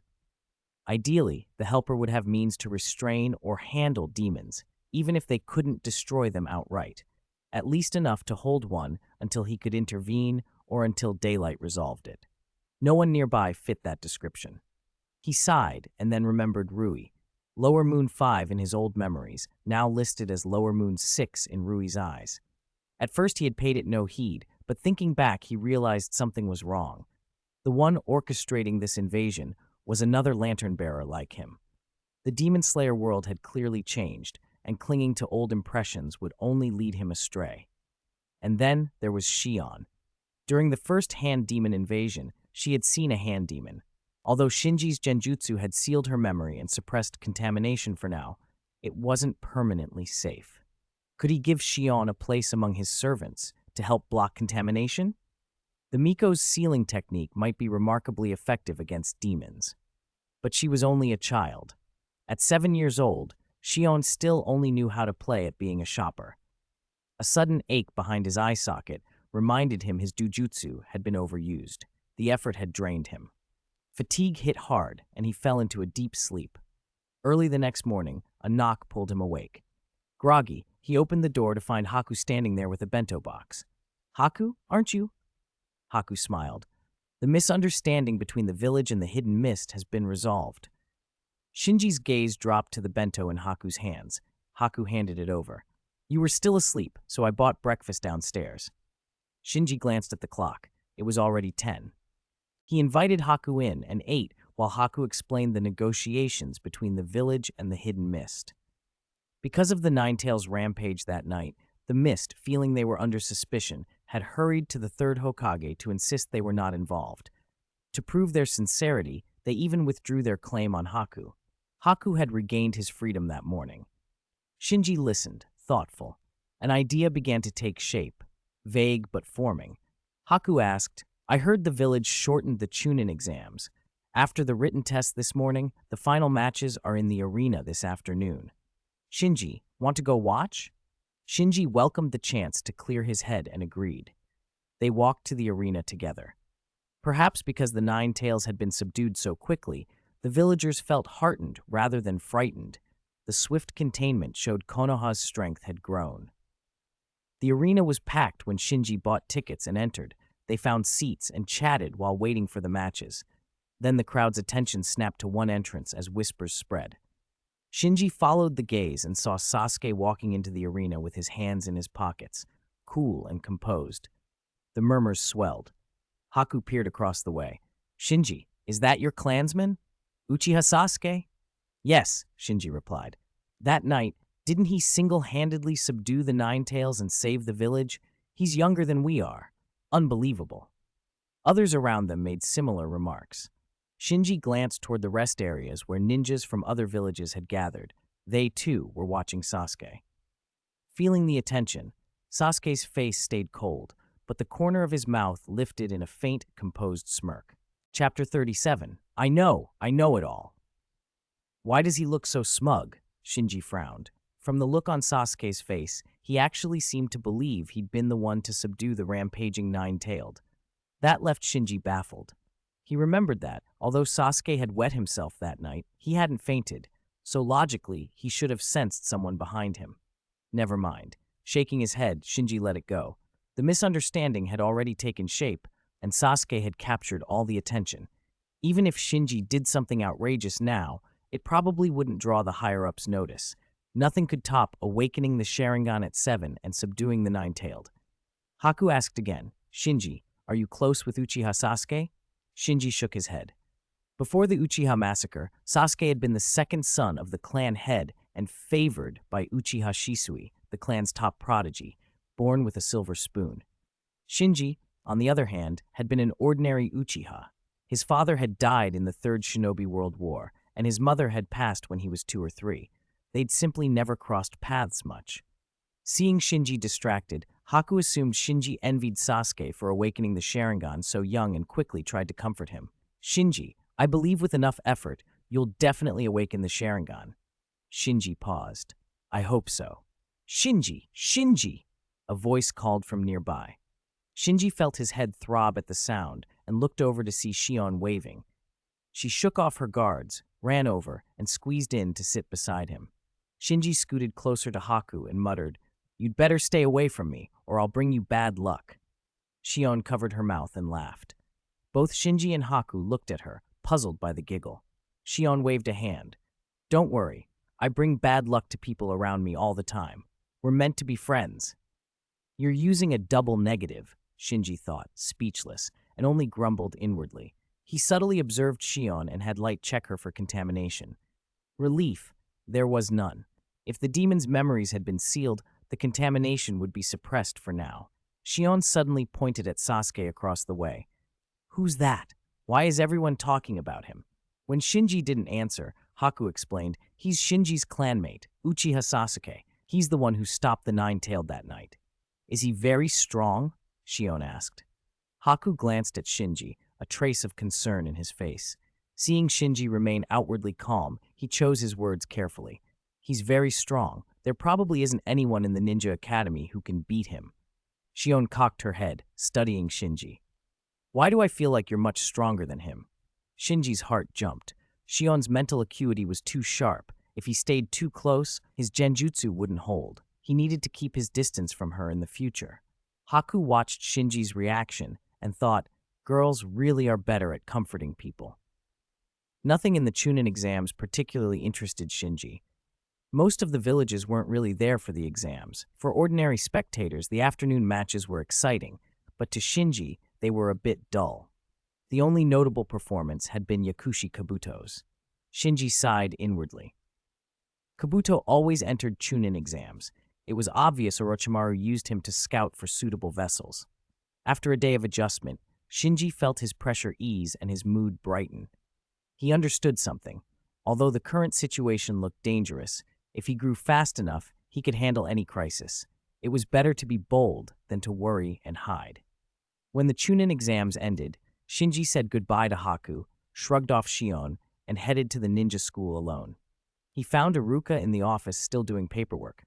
Iruka-sensei, I thought you went to the Chunin exams? Iruka said. It just ended, Shinji answered. Is that so? Iruka glanced out the window. Why aren't you going home? Why are you at school? Shinji went straight to the point. Iruka-sensei, I want to learn some ninjutsu. Iruka blinked. Learn ninjutsu? Shinji nodded.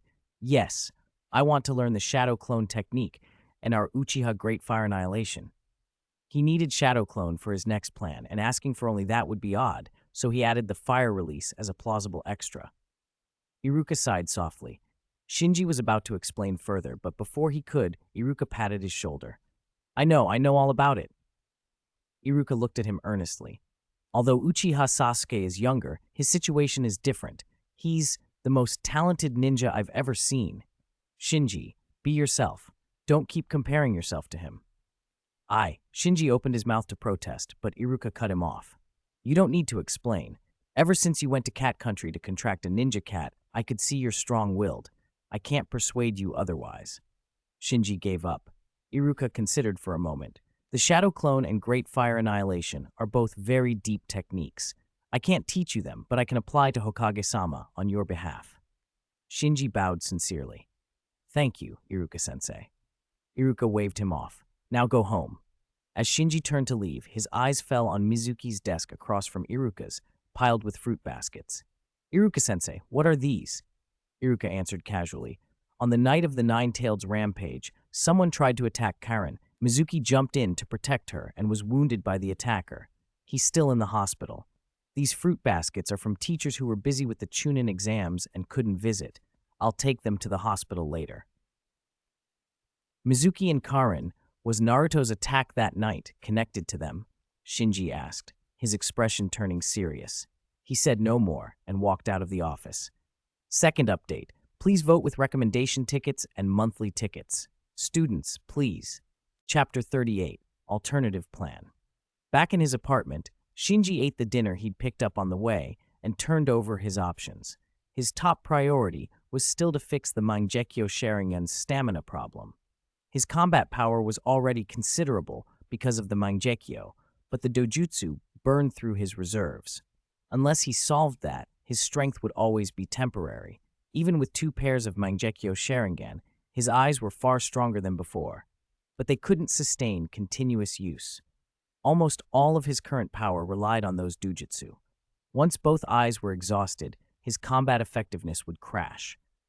A single A-rank evaluation from the ninja world would only give me some random A-rank ninjutsu, he thought. Relying on the world's reward system to happen to grant him a fusible Mangekyo felt hopelessly unlikely. The value gap between a typical A-rank jutsu and a pair of Mangekyo was enormous. He couldn't even imagine what rank the ninja world would have to judge him worthy of to hand over something comparable to a Mangekyo. There were only so many fusible Mangekyo to go around. If he couldn't rely on rewards, where could he find one? To meet the fusing condition, the other Mangekyo either had to be awakened by a blood relative of his, or have weaker dojutsu than his own so the Susanoo lantern could forcibly fuse it. But the original owner was an orphan. Parents died young, no siblings, so the blood relative route was out. That left finding a Mangekyo whose dojutsu was weaker than his. In the current Shinobi world, there were only a handful of people with Mangekyo Sharingan, and each was harder to deal with than the last. Shinji couldn't reliably judge whose dojutsu was weaker than his. He paused.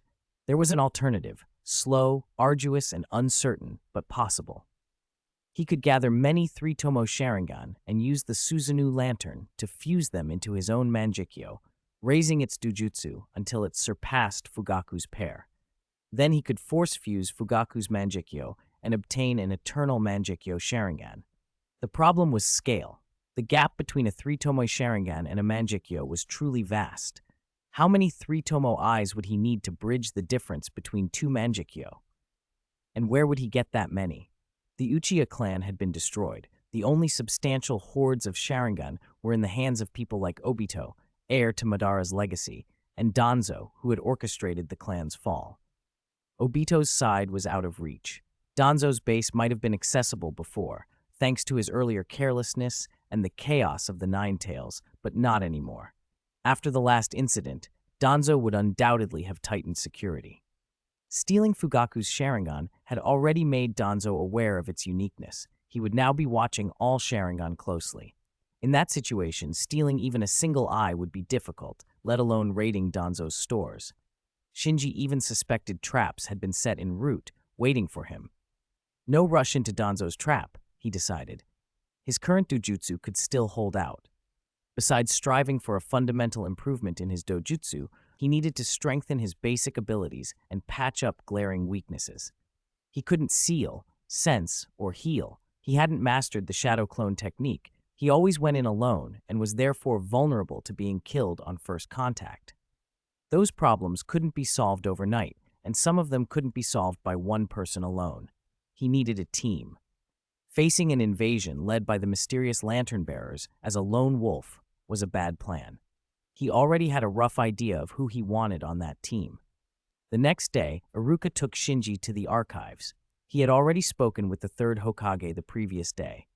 When the third learned that Shinji had mastered the C-rank fire release Great Fireball technique and wanted to study the B-rank Shadow Clone technique and Great Fire Annihilation, he weighed the risks and agreed. The Uchiha had collected a large number of jutsu scrolls, including forbidden techniques, which had been confiscated by the village after the clan's annihilation. Now that an Uchiha applied to learn jutsu through official channels, the village could not overtly refuse. From the third Hokage's perspective, letting Shinji pick up a couple of B-rank techniques remained within a controllable risk. The village's real concern was Sasuke. After they explained their purpose to the archive's administrator, Iruka told Shinji, "You can borrow the scrolls for Shadow Clone technique and Great Fire Annihilation here, but you cannot take them out or copy them. Understood?" "Understood," Shinji replied. He hadn't expected Iruka to be so attentive. He had only applied yesterday and already had permission today. Shinji first borrowed the Great Fire Annihilation scroll, pretended to study it for a while, then asked to borrow the Shadow Clone scroll. Shadow Clone was a B-rank technique usually reserved for Jonin. He followed the scroll's instructions, memorized the hand seals, and practiced chakra circulation. Though his chakra circulation was rusty, there were no real obstacles. With practice, he could learn the technique without too much trouble. From the corner of his eye, he noticed the administrator watching him, as if making a quiet note. Shinji forced himself to look puzzled and shake his head. If he learned a B-rank technique too quickly, one normally only mastered by Jonin, the third Hokage might assess his chakra capacity and raise suspicions. The third's willingness to approve might already be a test of Shinji's potential. Drawing attention now would be inconvenient. So he slowed his progress deliberately, feigning struggle as he studied the scroll and rehearsed the seals, careful not to make his advancement look suspicious. The administrator watched Shinji for a long moment without blinking. Seeing the worried look on the boy's face, he shook his head with a faint smile. "Humph. A B-rank ninjutsu isn't something you master that easily, young man." Shinji looked troubled on the outside, But inside his mind, the details of the shadow clone technique were beginning to click. Performing a ninjutsu and truly understanding it were two very different things. That difference was especially important for techniques that required precision, the transformation technique and the shadow clone technique, for example. If your grasp of ninjutsu was shallow and your chakra control crude, a shadow clone could be detected by a seasoned shinobi with keen perception. But when an elite performed it, even those with ocular Kekkei Genkai would have a hard time telling the real from the copies. That was why, in the original timeline, Naruto's multiple shadow clone jutsu amazed so many powerful dojutsu users during the later wars. The technique had been mastered. Footsteps broke the quiet of the archives. Shinji looked up and found Sasuke entering, heading straight for the scrolls. Sasuke's eyes landed on Shinji, and they exchanged surprised looks. After a quick glance at the shadow clone scroll on Shinji's table, Sasuke turned to the administrator. "I want to borrow the shadow clone technique," he said. The administrator regarded Sasuke, then Shinji, and with a bemused expression handed another shadow clone scroll to Sasuke. Sasuke took it, sat at a table near Shinji, and began reading. Shinji was momentarily speechless, and then noticed a new intensity in Sasuke's gaze, as if he had finally emerged from the fog of revenge that had clouded him since the night of the massacre. It seemed Sasuke no longer mistook Shinji for someone who had subdued the Nine Tails. He had a purpose now, and Shinji found he was secretly pleased by the change. Before Shinji could return to his own study, more footsteps announced another arrival. Neji walked in, his eyes flicking from Shinji to Sasuke with visible surprise. He approached the administrator, considered for a heartbeat, and said, "I want the shadow clone technique scroll." The administrator's face took on an even more amused look as he handed Neji a scroll as well. Sasuke glanced over at Neji with a challenging look. Neji met it without flinching and took a seat. "Do you know why I want to learn the shadow clone technique?" he said to Sasuke. "It's all in this scroll." Shinji felt increasingly speechless. He had been studying the shadow clone technique in secret for his own plans, and hadn't expected two other geniuses to jump in and turn it into a contest.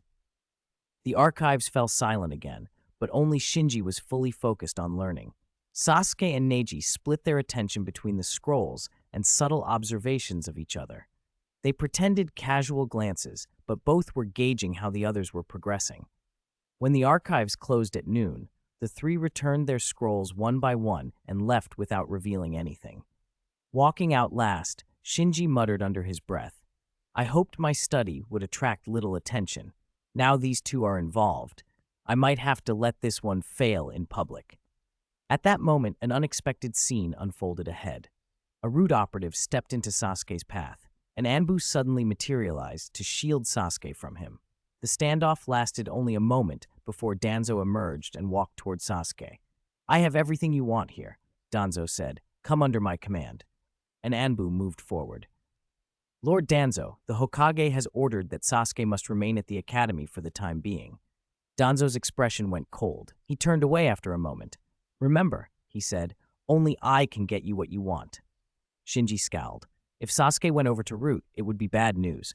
Danzo's attention might turn toward Shinji as well, but Sasuke only sneered. "With my Sharingan, there's nothing I can't get." Shinji's frown eased. Neji, standing nearby, looked disgusted and turned his face away. A short distance off, Danzo stood listening to a report from the Root operative who had retreated. His eyes hardened as the man finished. "Did he really say that?" Danzo muttered. "Yes," the Root ninja replied. Danzo's jaw tightened. "So it was him, the brat who stole Uchiha Fugaku's Sharingan last time." "Lord," the Root operative asked, "the third Zanbu protect Uchiha Sasuke closely. Do you want us to keep monitoring him?" "Continue monitoring," Danzo said coldly. "Find out where he hid Fugaku's Sharingan. That eye must hold some secret." Understood. In the days that followed, Shinji, Sasuke, and Neji were at the archives every day working on the shadow clone technique. As Shinji had predicted, anything involving Sasuke drew attention fast. Rumors spread through the village about a competition. The Uchiha genius versus the Hyuga genius versus a quiet new prodigy, all trying to master a B-rank ninjutsu that was usually reserved for Jonin. 3 7- or 8-year-old academy students vying to master a high-level technique. It was irresistible gossip. With the Uchiha and Hyuga both Keke Genkai clans, and Sasuke already regarded as Konoha's brightest talent, the village couldn't resist starting bets on who would succeed first. While the village chattered, Shinji had already practiced the technique long and hard in secret. One evening in his apartment, he bit his finger, smeared blood on a summoning scroll, and called forth Coal Ball. He handed the small summon a piece of paper and a single instruction. Do as it says on this. Chapter 40. Dawn, evening settled over the secluded training ground. Clang! Clang! The sharp ring of metal echoed as the two combatants broke apart. Both were breathing hard. Huff, Shinji, your progress is too fast, Haku panted. In just a few weeks, Shinji had gone from a taijutsu novice to someone Haku had to take seriously. Sasuke, too, had lately been drawing all sorts of attention. Haku couldn't help but admire the Uchiha clan's reputation. Centuries of elite bloodlines seemed no myth. Their talent was simply astonishing. Haku, is your taijutsu ranked only in the 20s in our class? Shinji asked between breaths. Shinji himself was winded. Haku was like a coiled spring. The harder he was pressed, the stronger he became. Held back, he looked ordinary. Today Haku had given everything, and yet Shinji still couldn't find an advantage in hand-to-hand. I didn't do well on the last exam, Haku admitted with an awkward laugh. Let's take a break. They sat on the bench at the edge of the training area. Shinji wiped his face with a towel. Haku settled beside him. Shinji, have you been practicing the shadow clone technique with Neji and Sasuke lately? Shinji feigned casualness. I didn't expect even you to have heard of it. This has been all over class, Haku smiled. Everyone's guessing which of you will master the shadow clone first. Oh, who do they think will win? Shinji asked. Tenten and the others bet on Neji. Shion and I think you'll take it. Some put their money on Sasuke. You three are rare talents. No one wants to be the one to claim who's strongest yet. Shinji fell silent a moment. I might lose, he confessed. I've been practicing Shadow Clone for days, but I haven't got it yet. Haku hurried to reassure him. Shinji, the Shadow Clone is a B-rank ninjutsu. It's not something Academy students are expected to master. Don't pressure yourself. Neji and Sasuke haven't made much progress either. Shinji nodded, but didn't speak.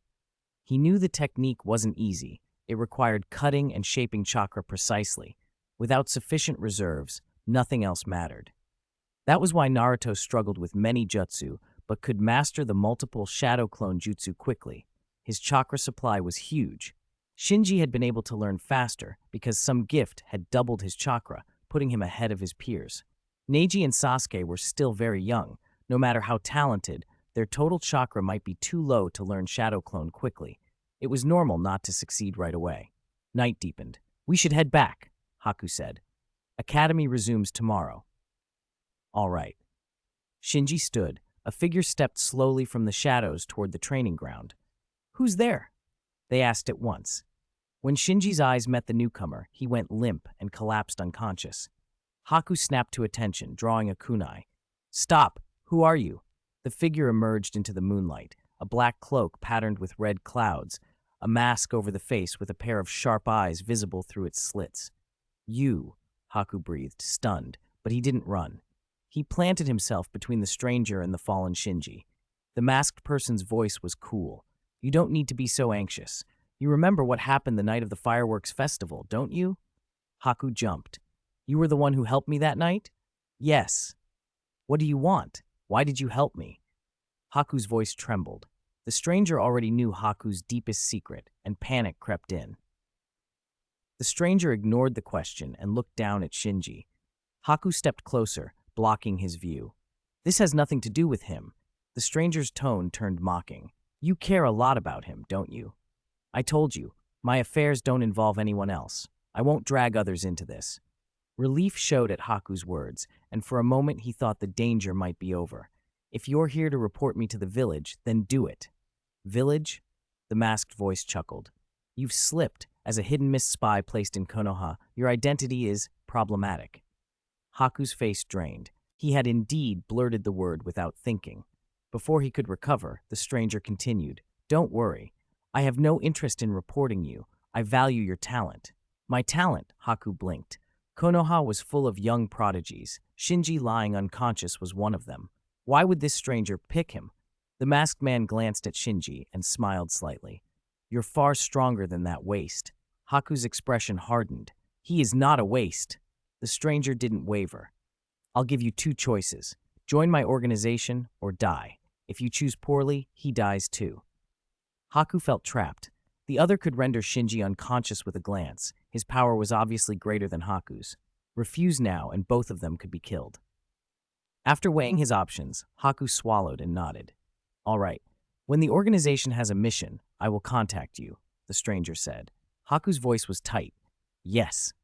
The stranger leaned in and made one condition clear. You may not reveal anything about the organization. Ever. Not to anyone, not even your contacts in the Hidden Mist. Leak anything, and the organization will punish you and everyone you care about in the harshest ways. Haku forced out an answer. As long as you don't make unreasonable demands, I'll keep the secret. The masked man's voice softened, almost casually reassuring. You'll find that accepting my offer won't be bad for you. Haku exhaled, bitter and resigned. What organization is it? Akatsuki, the man said. Then he turned and slipped back into the shadows, leaving Haku alone with the unconscious Uchiha and the dawn just beginning to pale the horizon.